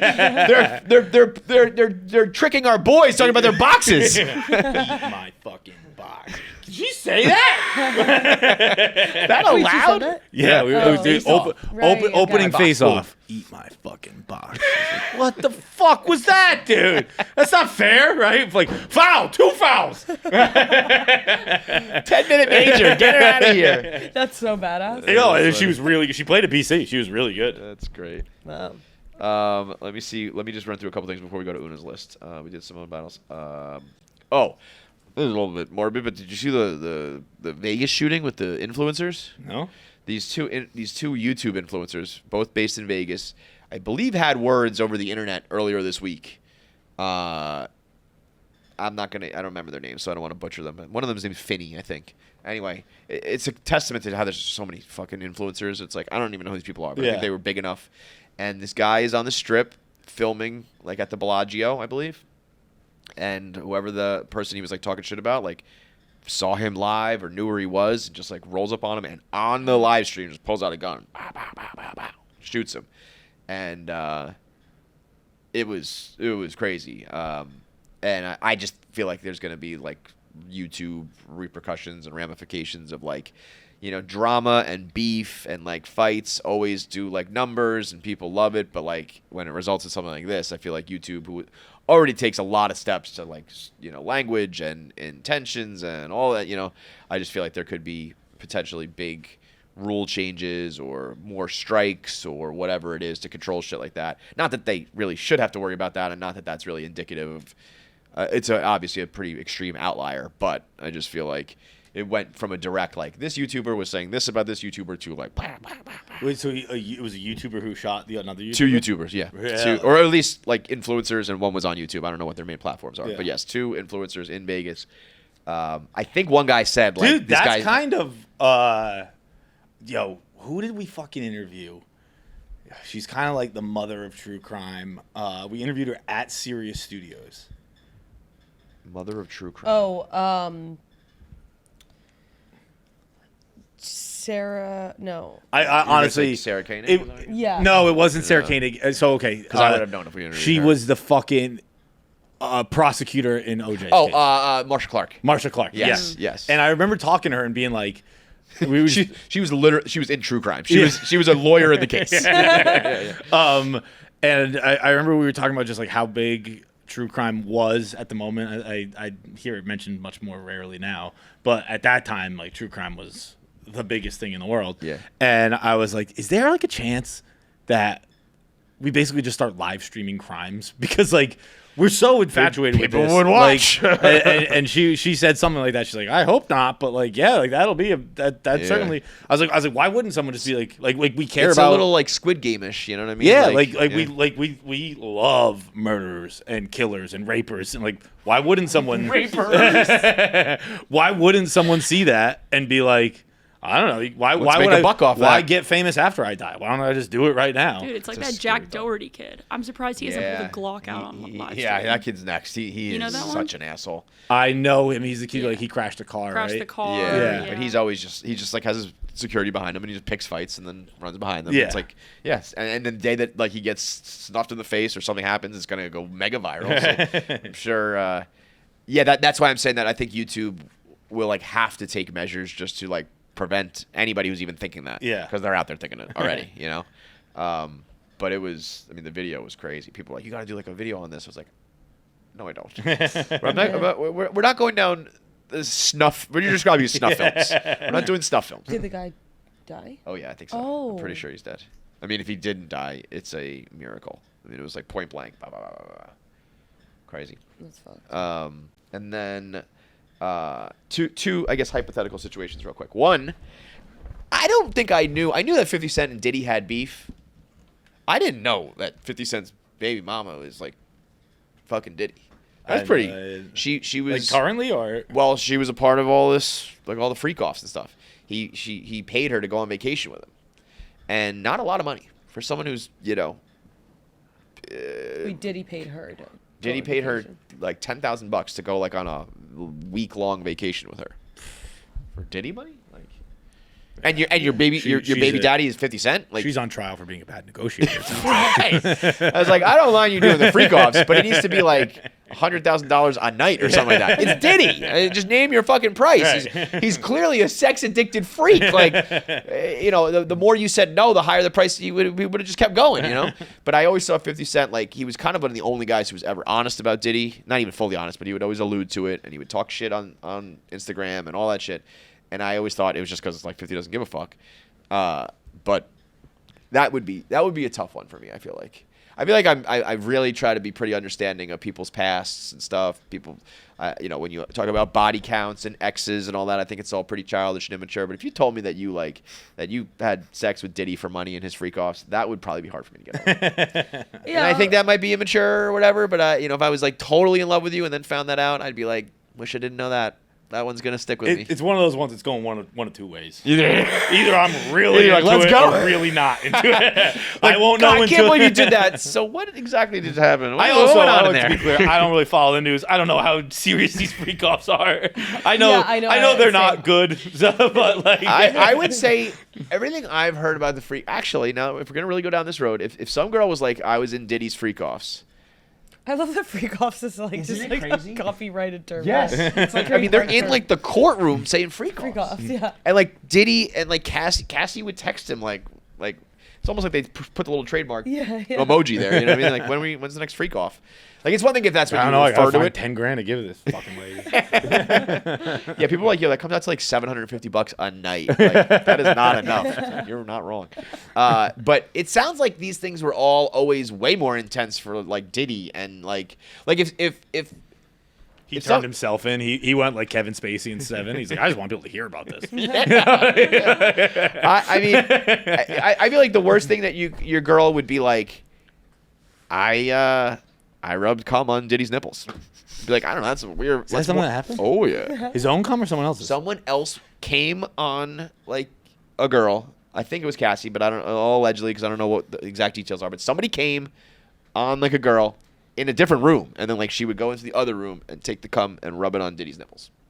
So Diddy would sit there, different room, wait for the cum, and then someone would sit there and they would just rub his nipples with cum. That's my understanding of the situation. Yes, and this is one of those things where it's like, oh.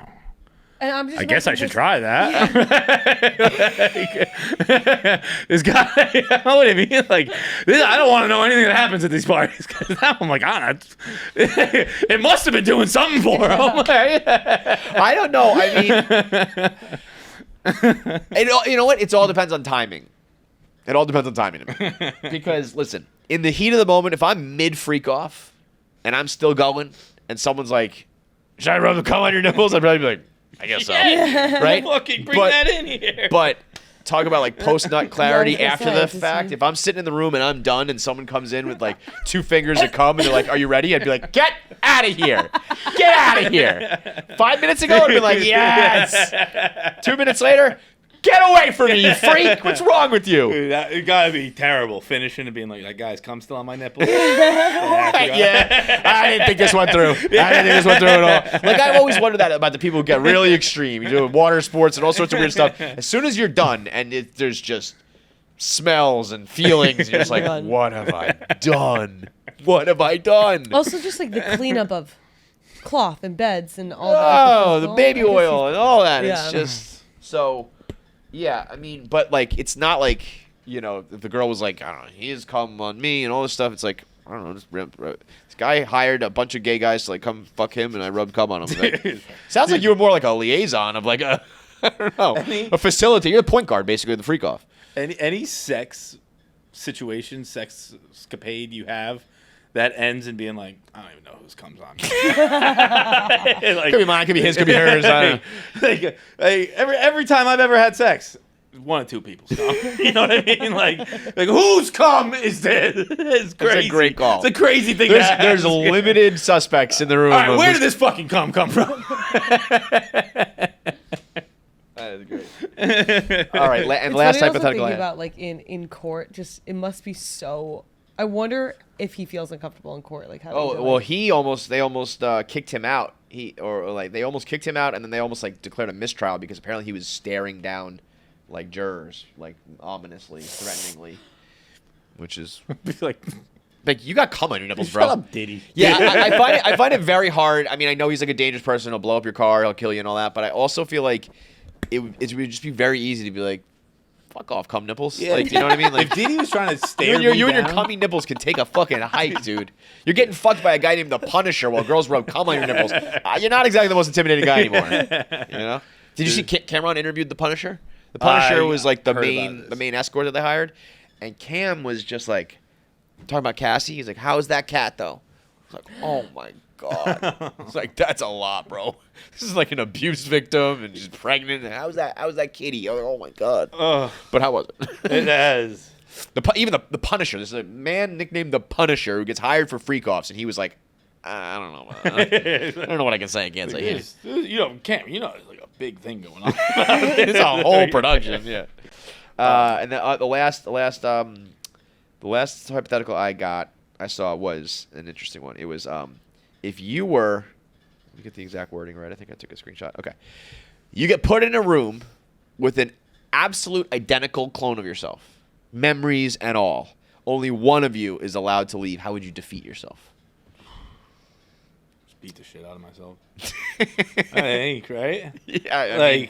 I mean, you and your clone would just roughhouse until until the death. Kill for that. Yeah. Just we just fight to the death. Right? Yeah, and then honestly, whoever walks out is like you walk out. Yeah, if it's an identical I'm clone, happy to lose. If I lose, I lose. Like we fight to the death. I think there was some comments being like, "Can we both just die?" It said like, if we do truly share a brain and share emotions, we're both fighting over who dies. But like, wouldn't that be fun? Like it's like this is the most fair fight imaginable. Yeah, and we're gonna kill each other. It would have to be like Rocky and Apollo, like both break your neck and die on the same spot. I seen about that recently. I forget what I was watching. Maybe it was The Last of Us, where I was just like, I can't imagine. Like genuinely either running for your life or fighting for your life. Like you've been in fights before, the but like adrenaline you get. A fight with like the thought, like if I lose, like It's over. He's gonna kill Yeah. me. Like, you know what I mean? Like I've been in like fights outside bars and stuff like that, but like never with the thought of like I might not I live. will die if I like lose my footing here. I think more about running than fighting. Fighting, I feel like I would get adrenaline and you don't feel pain, and hopefully you just get lucky, get some shots in. But if it was ever like, yo, the volcano erupted, like the lava's coming, you got to run, I think about a mile in, I'd be like, I'm done. I don't even know. I'm out of gas. I would give it a fair assessment where I'd be like, I'm I might just- I'm not gonna make it very far. Yeah. You know what I mean? Like you're at the tsunami. You're like, well, I might as well enjoy these last 3 seconds. 'Cause, Right. Like, why spend how that long can I stress? possibly run? Yeah. You know, I'm just gonna enjoy my last 3 minutes here. I'll put some cum on my nipples and call it a day. You know? No, but get in a fight yourself. Do you think that you would be able to outthink yourself? Like if you told me, like, okay, this person's gonna have your exact inclinations and all that. Like, so use that to your advantage. I don't think I even know how to. I would, I'd be like, I don't know what I'm gonna do. I don't know what I would do. I'd probably just sit there. I would be like, I don't know how to think. So like, Yeah, we've established that. Over the last I 10 would years. know like, he's in go mode. Like just be in go mode. Yeah, he's a gorilla. It's honestly the one man versus the gorilla. Like, there's yeah, I don't know how to fight. He doesn't know how to fight. He's just gonna go. Let's go. yeah. I would just tie my clone up and then be like, I'm gonna cut off one of your legs, and then the clone would just be like, just kill me, just kill me.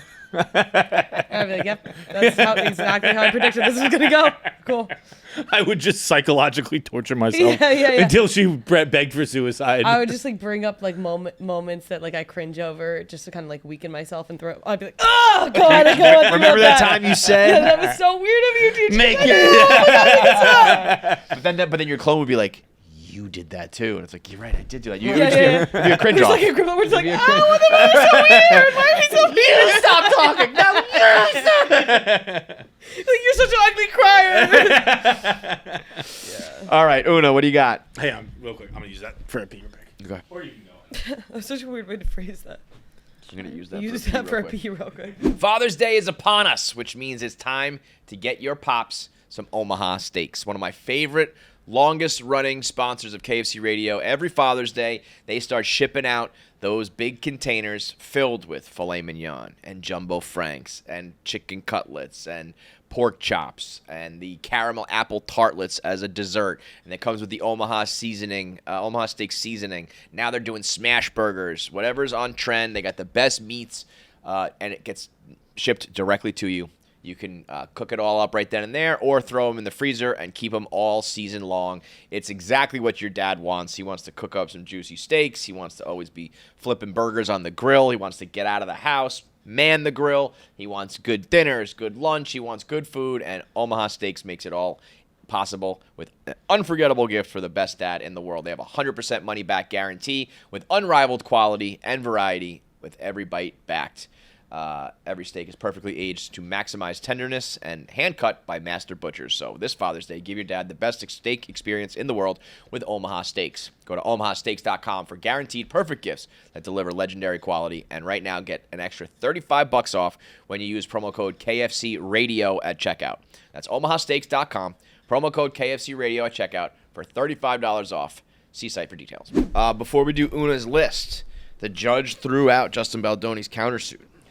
Case totally dismissed. The judge granted motions to dismiss Baldoni's lawsuits.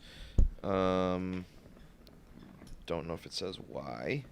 On Monday, the judge granted the motion to dismiss the $400 million lawsuit against Lively, which alleged extortion and defamation, as well as the $250 million defamation lawsuit. The judge noted that Baldoni's legal team can still amend the claims for breach of implied covenant and tortuous, how do you say that word?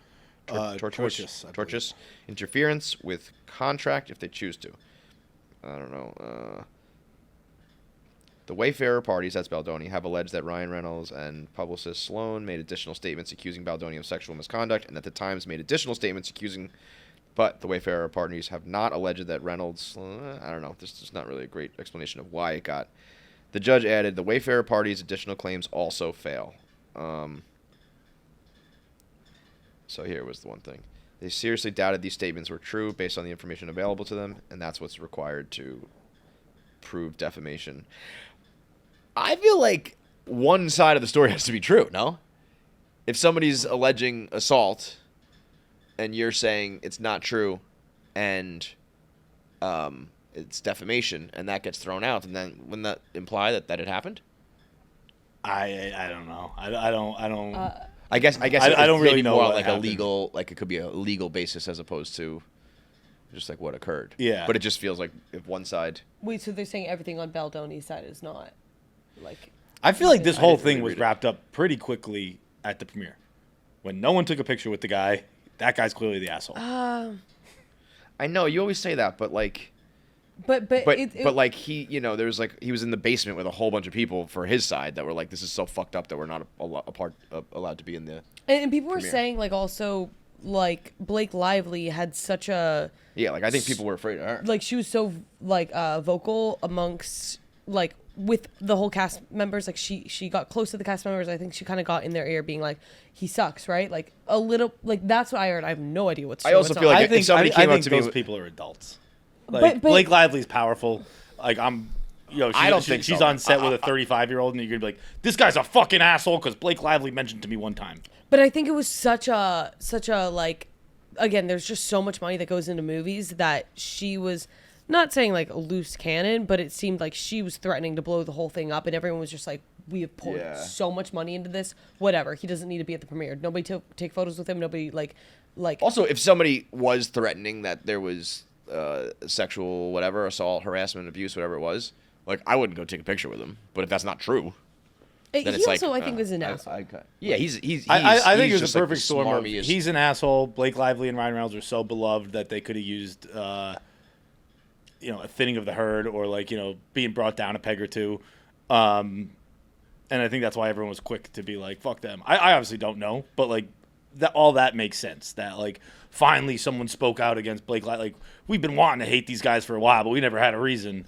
I have no idea what happened, but that all like checks out to me. I don't think like Blake Lively and Ryan Reynolds are powerful enough to have like an entire movie neg a guy because they asked.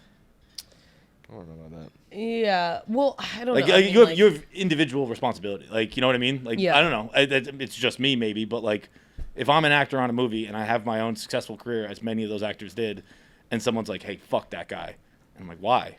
And like, "Cause I said so." I'm like, I don't know. Probably not gonna fuck that guy. But I know you would, but I think the vast majority of Hollywood would be like, whatever the Marvel guy and Blake Lively and the book people. Like, I think that's probably more likely. But like if than he's not. like if he wasn't an asshole, and like I don't But think also most people you're would one do that. that- Like I don't hard think that's shun true. someone. I think you are a better person than the vast majority of people out there. I think most people like protect their best interest. And again, for a guy who's like, I wouldn't want to stick my neck on the line for Justin Baldoni. I don't believe that he sexually assaulted her and deserves to like get dragged for that. But I don't like the guy, so I'm not gonna. It's like I guess I would actually stick up if it was like I know for a fact that you did not commit this crime. I would stick up for it. But if it was just like, I don't know what the fuck's going on here. This guy sucks. I'm not gonna like be in trouble with these people because I'm gonna go hang out with the guy who sucks. But there's a very big difference between sucking and like being a sexual deviant. Wouldn't you be somebody to be like, okay, the path of least resistance here is like, I'm just gonna do whatever ruffles the least amount of feathers, and if that happens to be like, it's essentially like 2 versus 1 with Ryan Reynolds and Blake Lively. Well, 3 if you conclude her dragon Taylor Swift. Yeah, of course, that. But like, if you're just like Justin Baldoni, also seems like he has like some weird shit going on, and I don't want to like jump on a grenade for him, so I'm just gonna kind of go with the pack, and then it kind of like turns. I don't know. Wouldn't you see yourself also doing that? you kind of lost me there a little bit. Just I guess in just, terms like, of don't like you not- saying like nobody coming to Baldoni's defense, right? Yeah, I remember from the premiere night, like it was. I remember Keegs talking about like no one has taken a picture with him. Like no one's walking the red carpet with him. Everyone's together except him. I'm like, well, that But seems that pretty was clear to because he me. got blackballed from it. He was in the basement of the premiere with like all of his people, and they were like, if you read through all the text messages of him and the producers and stuff, they were like, this is so fucked up. But like, kind of what Jackie was saying, like we just got to get through this. So like, and he was like, I want the project to be a success. So like, I'll just disappear during the premiere. Like you guys go do your thing, and I don't want it to like impact the project, and so there's pictures of him. It's such a sad scene. It's like his family. It's a big table of people. It's not like literally alone, but it's in like a fucking basement. It's not, it's not like a green room or something like that. It is like they stuffed him in a closet. But yeah, I just feel like I knew the surviving a motion to dismiss is almost impossible. Most never make it. I don't know. That's just somebody. I think there's probably a much more legal. This just as we're doing this right now, it came out like 20 minutes ago, so I'm sure there's not much being really reported other than headlines, but it will be interesting to see why that. So I guess the best way to sum it up here is the judge found that Lively's accusations of sexual harassment were legally protected. From my pre-law background, I'd say like the defamation thing being thrown out doesn't necessarily mean it wasn't true, but it more I think would point to like the judge would saw the defamation suit as more like he's just saying this to have a countersuit, and there's not enough like standing and evidence. Yeah, because I guess you go down a very dangerous slope. I'd imagine of like if I want to speak out as a victim, and I have to worry that if it doesn't get proven sufficiently that it's then defamation. What I mean? That's probably what he's saying by it's legally protected to make those accusations because you need to. But I guess there's also a difference between like defending yourself and a countersuit for defamation versus. But it will be interesting because so many people like turned on them that if this is like a legal win, if people will either accept that or just be like whatever, we still fucking hate them. Yeah. Like I think people who have made up their minds that they hate them are not gonna. This doesn't really matter, Yeah. I think this is just like culturally speaking, that's how we act. Like they were perfect. They were the perfect couple. They were both megastars. No shit, we wanted to tear them down. That's the way the world works. Yeah.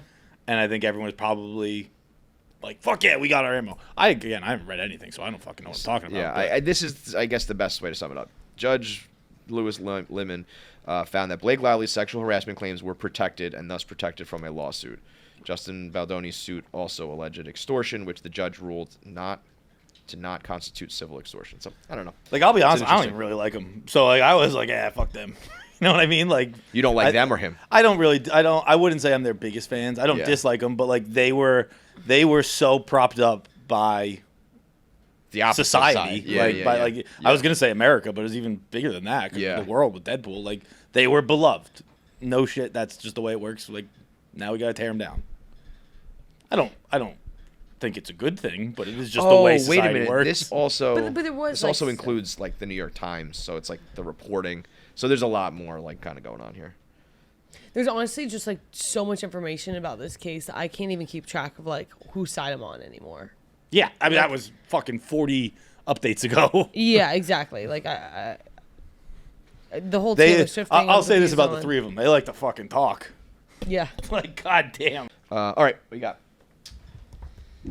Well, the first thing I wrote down, big one, Elon and Trump breaking up publicly during Pride Month. Probably should have had a podcast that talked about the biggest thing.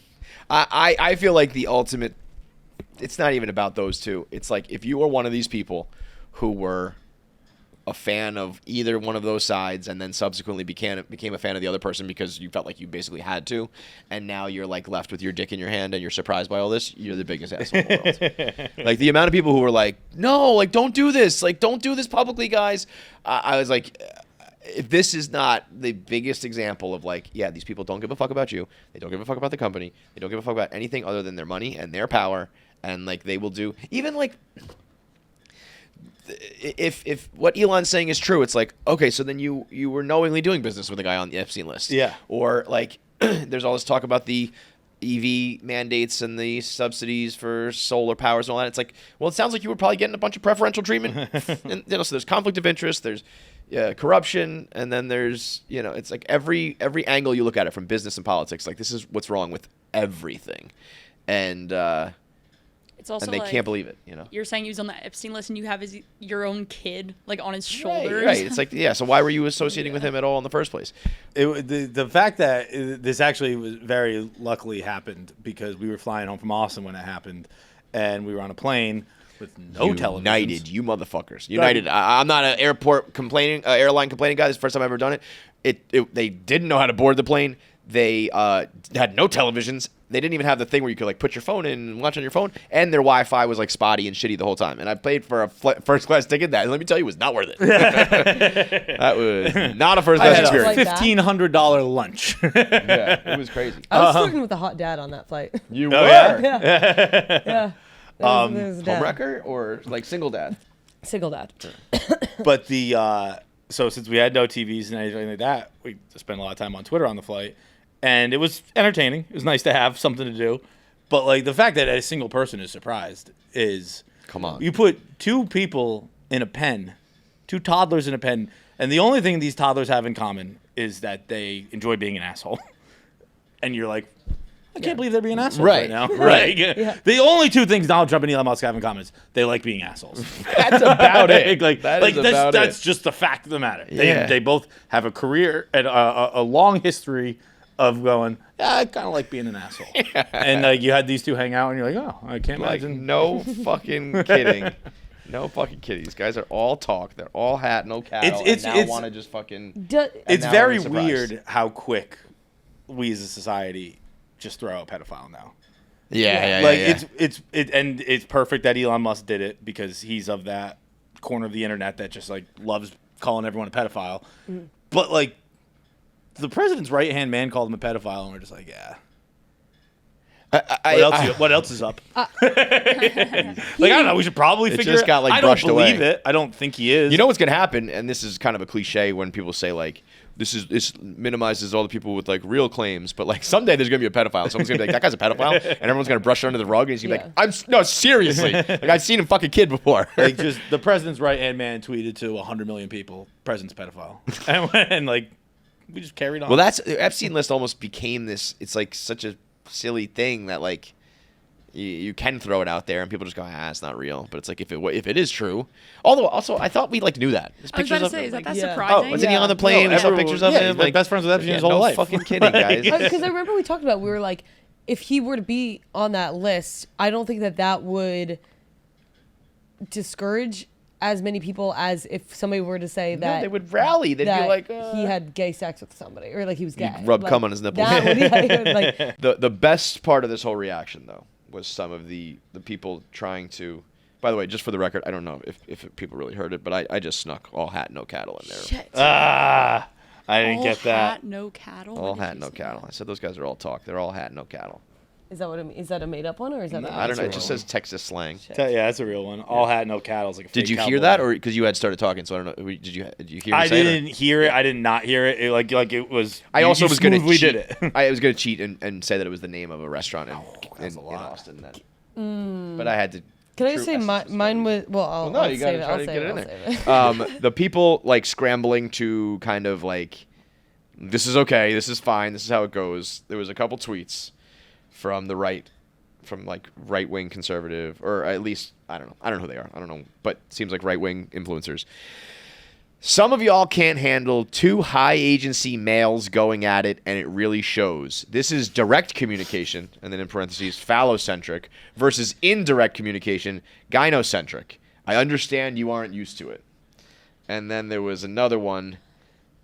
Trump and Elon aren't attacking one another in a way that won't be fixed. People forget how men with testicles spar.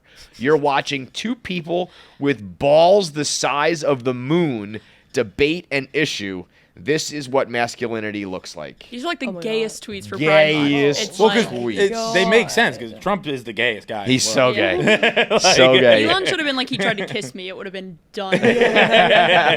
Trump is just like an old Jewish woman. Like he's. Did you see that there's a gay influencer who went like viral recently? Trump's comments about, I think it was Arnold Palmer. It was just like, I think it was Arnold Palmer was like in a locker room once, and like he's got a big dick. And Trump was like telling that story, and he was like, "Oh, baby," like in his Trump ways, the biggest. He was so big. Everyone's talking about. Trump's so gay. If you watch it, crazy gay. So like it makes dance to the YMCA, bro. Yeah. He's like, I'm dancing to the YMCA. I'm gay, guys. Once a week. Great dance, and I like the YMCA. Oh, you guys are surprised? I like the YMCA. I spray tan. I do my hair, and I have a house made of gold. I'm Nathan Lane, baby. You know what I mean? Fucking Liberace over here. Yeah, that is so. Like the people being like, "This is just what real men. What real men do is fucking get in Twitter spats. Like, yeah, this is the peak masculinity. Donald Trump and Elon Musk. Like it's two UFC fighters or something. Fuck, what was I just going to say? I forget. But next up. Yeah, no, never mind. Next up. Okay.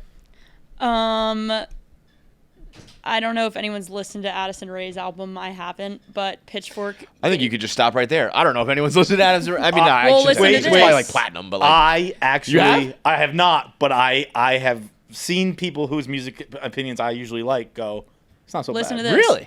Pitchfork gave it an 8, and for reference, Views by Drake got a 6.8, and Taylor Swift Reputation and 1989 got 6.5 and 7.7 respectively. Pitchfork's got an 8. Pitchfork, they're like motherfuckers though. They're like trolls. I was so gonna they say. might Yeah, be trolling but on like, No, I've never seen, like, I feel like I've never seen girls ride for Addison Rae more than anyone, like, recently. That's kind of taken me by surprise. Well, that might be true, but does that mean her music is good? the singles I've heard are fucking fire. Yeah. She does seem like a smart person Diet who, like, Pepsi? I don't know if she can sing or has, like, musical talent, but I think she knows how the fuck to be popular and market and, like what Lil Wayne just did, like, put out an album with, like, shit production and like, I feel like if you have enough talent, and you're popular, it's really not that hard to put out music that's successful. Oh, dude, you know like what? if you got me, not me, but if I could sing or rap or something, and you and I was like, I got to put out an album, and I had connections or money or status enough to be like,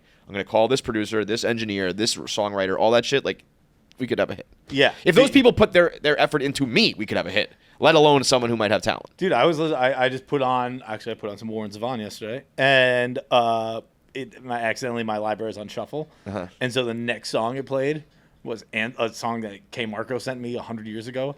It's Ansel Elgort, and it's a banger. Yeah, no, he had some songs, Ansel right? Elgort, What? Supernova. Yeah, that's a.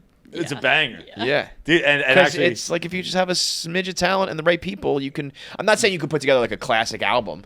I'm not gonna say Steve's not gonna be listening to like it's Springsteen, but like, but if you need like a pop hit, they can manufacture those like Yeah. that. So it's almost like, yeah, I think Addison Rae's gonna have the backing of like some smart people in the music industry, and if she can sing a little bit and she makes a good music video and all that, she'll probably be successful. yeah, I remember having it explained to me once where I like really got it, where it was a musician was talking, and they were like you know how like you know how to write a blog, and I was like, yeah, like you know how it's like really easy for you. And like you just know, like you've done it so long, you can just do it. They can do it. And I was like, yeah, it's like that's how it is with music. Yeah. And I was like, oh, that makes. I can make a hook. I total can make sense. a Like, chorus. Like no problem. I just know how to write like this. It's very which is easy for awesome, me by to the do. way, because it's like that's a more talented thing to be able to just make a song. Yeah. So go do that. Did you listen to the Carter Six at all? No. There's a song on there produced by Lin-Manuel Miranda. I'm offended by it. I can't I'm believe offended anybody by it. works with Lin-Manuel Miranda. What do you mean? He's not likable at all. Oh, but he's popular, But he's not even popular, I don't think. Like, I don't know. I find Lin-Manuel. I saw Hamilton after he stopped. I do not like Lin-Manuel. No, I don't either. But I also, and I think it's weird for Lil Wayne. But I think if other people wanted to work with him, I think people would. Well, I don't know. After hearing this, I would be like, I'm not working with this guy ever again. I mean, it is.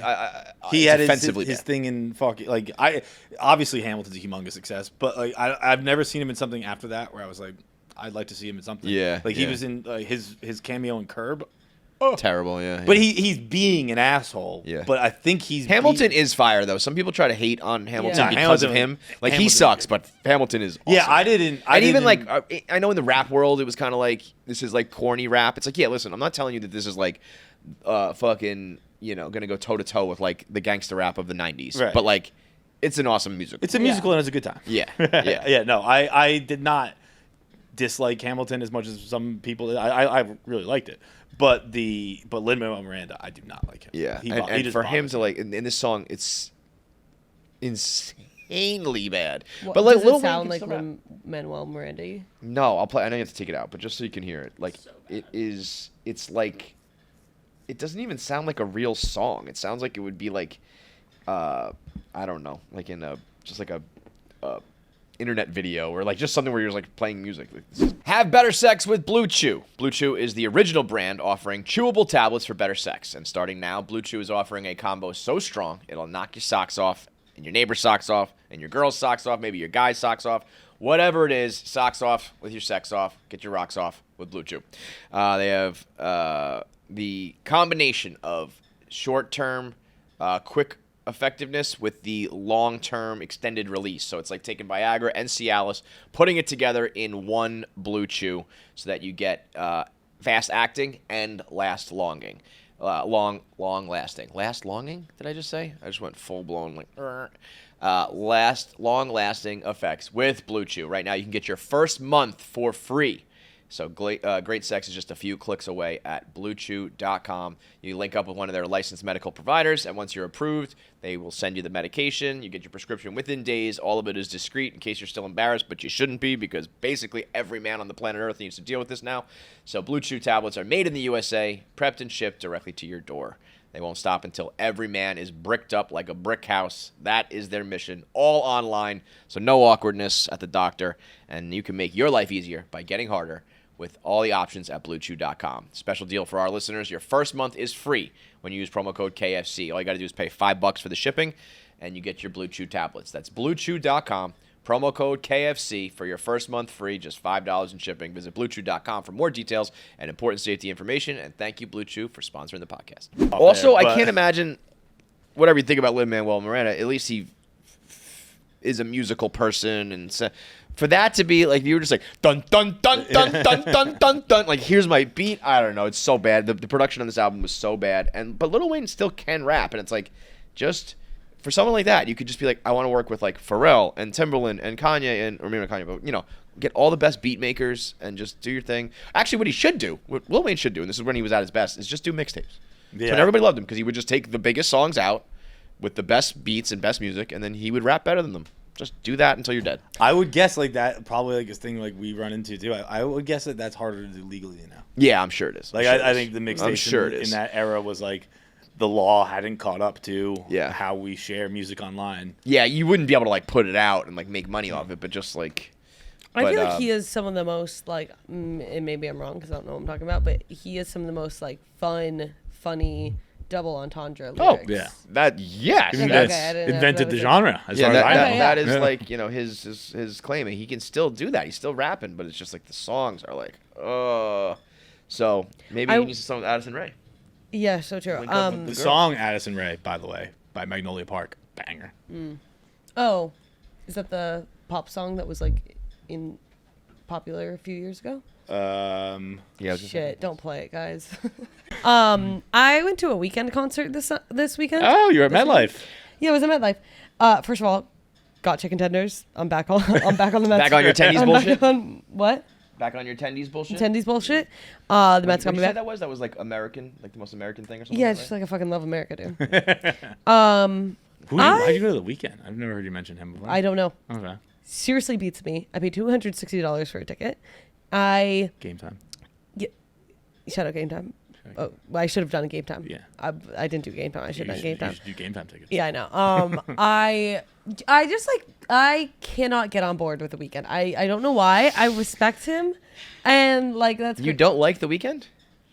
I'm with you. No, I'm fine with that. Yeah. But you just paid $260 to go to his ticket to go to his concert. Yeah, well, so I thought I was like not gonna have to pay. Usually people like that at all, and then I realized I have to pay because I like my friend. It was like literally like a last minute like. My friend, I hate The Weeknd. Was like, yeah, I just like. Some of his songs are fine, but him as a person, like when I see him in like his mask and his weird face, and like he's wearing like cloaks and like all this shit. That's like, I know you're a star and you have to make this like weird thing, but it's like, shut the fuck up. Yeah, he took the mask off and like, he just like did it. He just like was not like looking that good that night. We were like, put it back on. You went to The Weeknd. You heckled him? You're a heckler? Not really. I mean, like nobody could hear us because everyone put their mask on. You ugly bitch. Where was it? At MetLife. I mean, he's big, man. It's crazy. It was huge, and that was like his third night at MetLife, and like it was. I can't believe that. Like some of the songs I know are big. I think he has like literally the biggest song in the streaming era ever.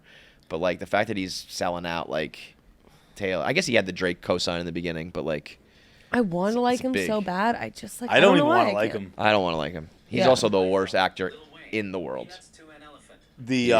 So bad. I was also at a concert this weekend. I went to see Jack's Mannequin at Pier 17. If you were at that concert this weekend and you're over 6'2", can you DM us? I'm pretty sure I was the tallest person at the concert. Wait, what concert? Jack's Mannequin. It was Pier 17. I don't picture many tall fellas going to that. Dude, I was in the back of the very back of the crowd. King of the whole thing. And like I was with people and I was like, I think I'm the tallest person. And they were like, yeah, this is crazy. Like I'm a tallish person, but I'm not like, you wouldn't describe me as a tall person. Yeah. And I was like, there wasn't anyone close. It was insane. I was like, this is nuts, right? Like I could just see the full stage. King of the fucking world. It was like I was 6'9". Like it was insane. I've never seen anything like it in my whole life. That's crazy. What fan base do you think in general has the shortest fan base? Like of all, not even just music. Like well, obviously, like ruling out Teletubbies and stuff. Children are out. Like, do we rule out like short, like Snow White? Yeah, I think you got to rule out all kids stuff. Well, no, I was talking saying about like dwarves. dwarves. I don't What? know if, She's talking about dwarfs. I don't know if like. Like there's a whole bunch of dwarfs who love it. I don't know. I feel like that's kind of their. Sorry. It's just the first movie they're showing as a kid, and they're like, yeah, I think this is for us. Whatever has like all chicks and then like little dudes. What would that be? Like K-pop. K-pop. That's It's a good K-pop. answer. Great answer, Una. It's Sorry, is that K-pop. like Good racist? answer. That's a really good Racist a answer. little For some reason, I feel like it's kind of like coming Tiny at old you. Asians. You go to a K-pop concert. There's just 250,000 people who are like 5'1". As far as the eye can see, little Asians. It was like I genuinely asking if you were over 6'2" at that concert. There was one guy I saw leaving. He was behind me. He was like 6'9". He was humongous. So he was taller than me for sure. Aside from that, I might have been the tallest person at that concert. It was insane. You're not small though, dude. There's probably a lot of places you go that you're the biggest person. Not many. I don't think any. I think so. I think you could walk into a bar right now and you'd be the tallest guy. Small town maybe. I'm small town tall.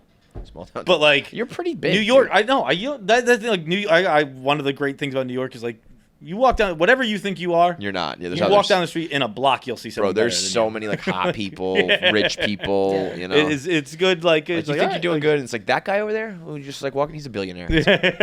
What? Oh, speaking of that, I meant to ask this when I said the tennis. What do you think because they were showing the crowd at tennis, and I think Bezos was there, and Spike Lee, and the U.S. Open has really become that. It's a status thing for sure. What do you think the highest net worth at an event is? In recent years, I bet the U.S. Open's up there. I would say probably the Masters. I think or the Olympics take it. I think it's like a worldwide thing. I think like an Olympic, like at a Usain Bolt 100-meter or like a gymnastics event. In the crowd though, you don't see that. Do you see like? I don't know. I guess maybe they don't. They just don't. I'm just assuming. But yeah, I guess if you want to get technical, you're just talking about in a building the most money. It might just be like the Super Bowl because of the players on the field. So, but then Oscars. But Okay. I was meaning sporting event though.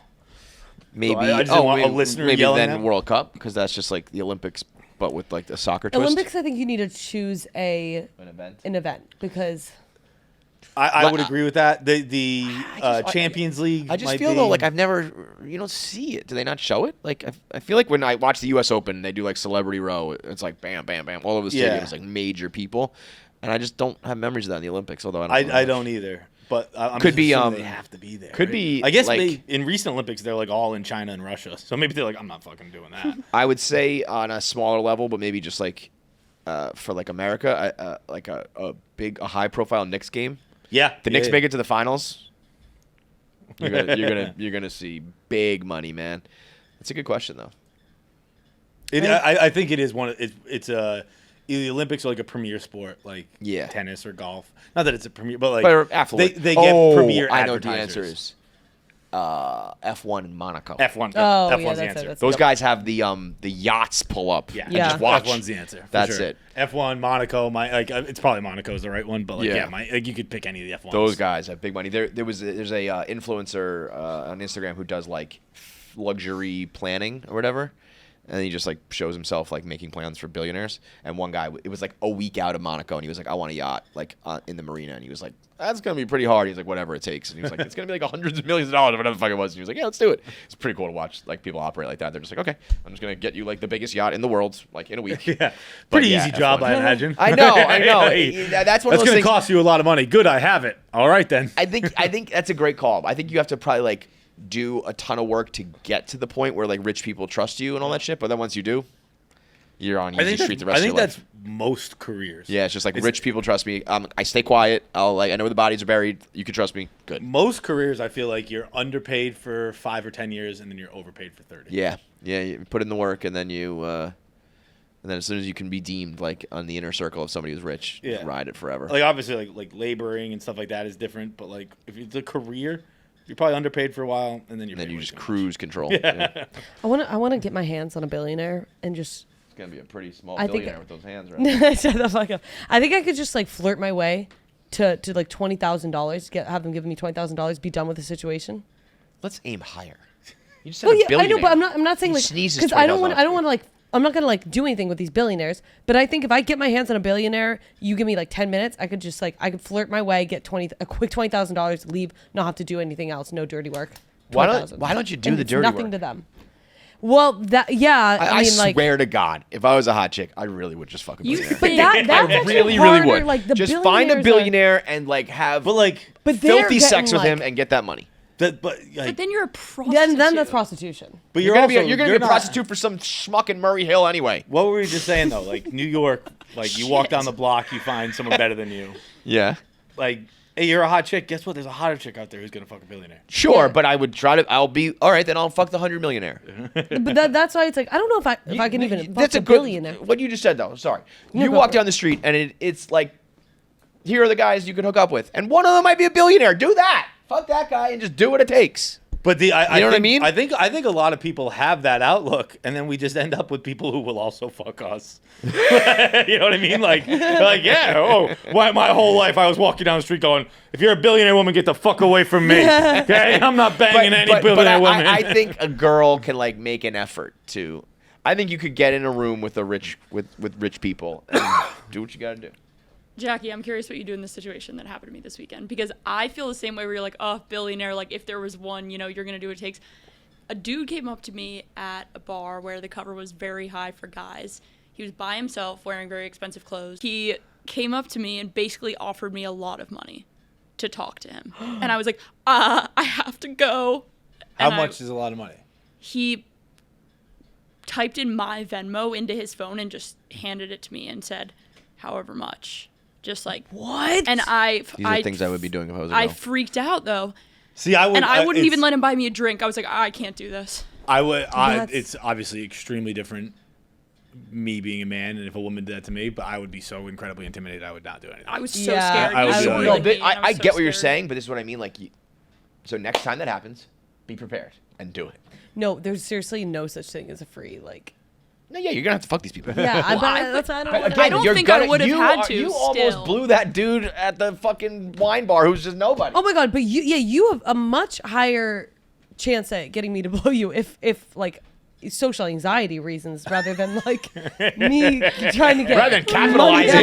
Yeah. Oh my god, if you just I'm more likely to blow you because of the implication than money. Seriously, if you tell me that you're gonna be mad at me if I don't blow you, like I will blow you. Dude, I've said that most of the sex I've had in my life is just so I don't get in a fight. Yeah. Seriously. Like, all right, you're gonna yell at me if I don't do this, so like fine, let's just fuck and then we'll move on after that. Dude, next time, I mean, you have to think. I think the problem is when you don't have money, you can't even like fathom someone being like whatever you want. Yeah. Where it's like you could have put in like $25,000 and sent it, and that's like. He literally was like 2 zeros, 3 zeros, right. And I was like, I have to go. It would be like, you know, a little kid runs up to you and you're like, here's $1, and they're like, oh my god, and you're like, whatever, it's $1. Also, now that you're talking like this dude didn't have any money. I think he did because he was the way he did. He just did. The way he looked at I don't want to make any more comments that could be taken in an offensive way today, but I just thought he did, and he was by himself, and the cover at this bar was so absurdly high for you to be a middle-aged person to pay to go sit in there by yourself. And then I saw him talking to girls after and kind of doing something But also, similar, no offense, I don't know if you're in the same room as some of these. Why were you there? Because it's free for girls. But what is it like a fancy thing or was it like kind a regular of, bar? but like 'Cause if it's a also regular like I'm you not at a saying Diddy this. party? Yeah. No, I'm not saying this guy was like a. Come on his nipple. I'm not even saying this guy was like a billionaire, but it's like if he's like if I'm even holding someone's phone to Venmo myself, it's like $100 is more than I'm making. Like what? You know what I mean? What if you run that as your racket and you're like, here, put it in, That nice. and then you try to send like $100,000 yourself. You're like, oh, I didn't say it was gonna work. Right? I just said like, what would you know? That's just my icebreaker. I can't think imagine. You're gonna get, I guess like you can never like really grasp douchebaggery. I was gonna say But, this like, guy I is not a can't good guy. He imagine sucks. someone doing Yeah. that. Yeah. That's why I have the completely opposite take as you. Like I would never in a million years, just because like you have to be around that person. Yeah, And like yeah, there's exactly. no That's amount what of I'm- money. But there really are. You find the right angles. You know, if Miss Findom over here just played her cards right, she would just be getting money to I send a know. couple videos, and like then you're living like your dream life. But like, Poor but guys, your like- your life is like, it's their life. Yeah. Like if you have to like really commit to them, I get it. But I really think there are situations where it's like you're gonna work a job where your boss is like you know your master, and you have to do whatever they say, and you do these things that you don't want to do in the first place. And it's like you might as well get a fuck ton of it from this guy. Yeah, I just don't like it. But if you got it, do it. It's also like I was talking about pedophilia with my friends. Nice. But it's so funny that like, cause I was like, why don't you see them like girl pedophiles? And like, but it's obviously like the little boys, they don't make any money. They don't like have like, they're not jacked. You know, they don't have like good bodies. Sorry, no offense to them. Like, No one with a six pack ever raped. well, no, but I'm just saying like they don't like they don't have like any kind of emotional maturity. Like seriously, they're looking for like it's none of the things that I'm looking for, which then makes me think that pedophilia. They just want someone mature. Yeah, And pedophiles. and Wait, 15 what were you year-olds saying are about the mature. little boys not having jobs? What? it's just like yeah, they don't even like these So you're 13-year-olds. saying- They don't have a job that they can't And buy that's me why. drinks. And at a that's why bar. you're not fucking them. Wait, so you're? Oh, I'm sorry. I thought you were saying. Yeah, I thought I'm all mixed up, I thought too. it was the reverse. I thought you were saying that's who I'm not is explaining this well. a pedophile is people who are not in good shape and don't have good stuff. You're just saying that's what little boys are.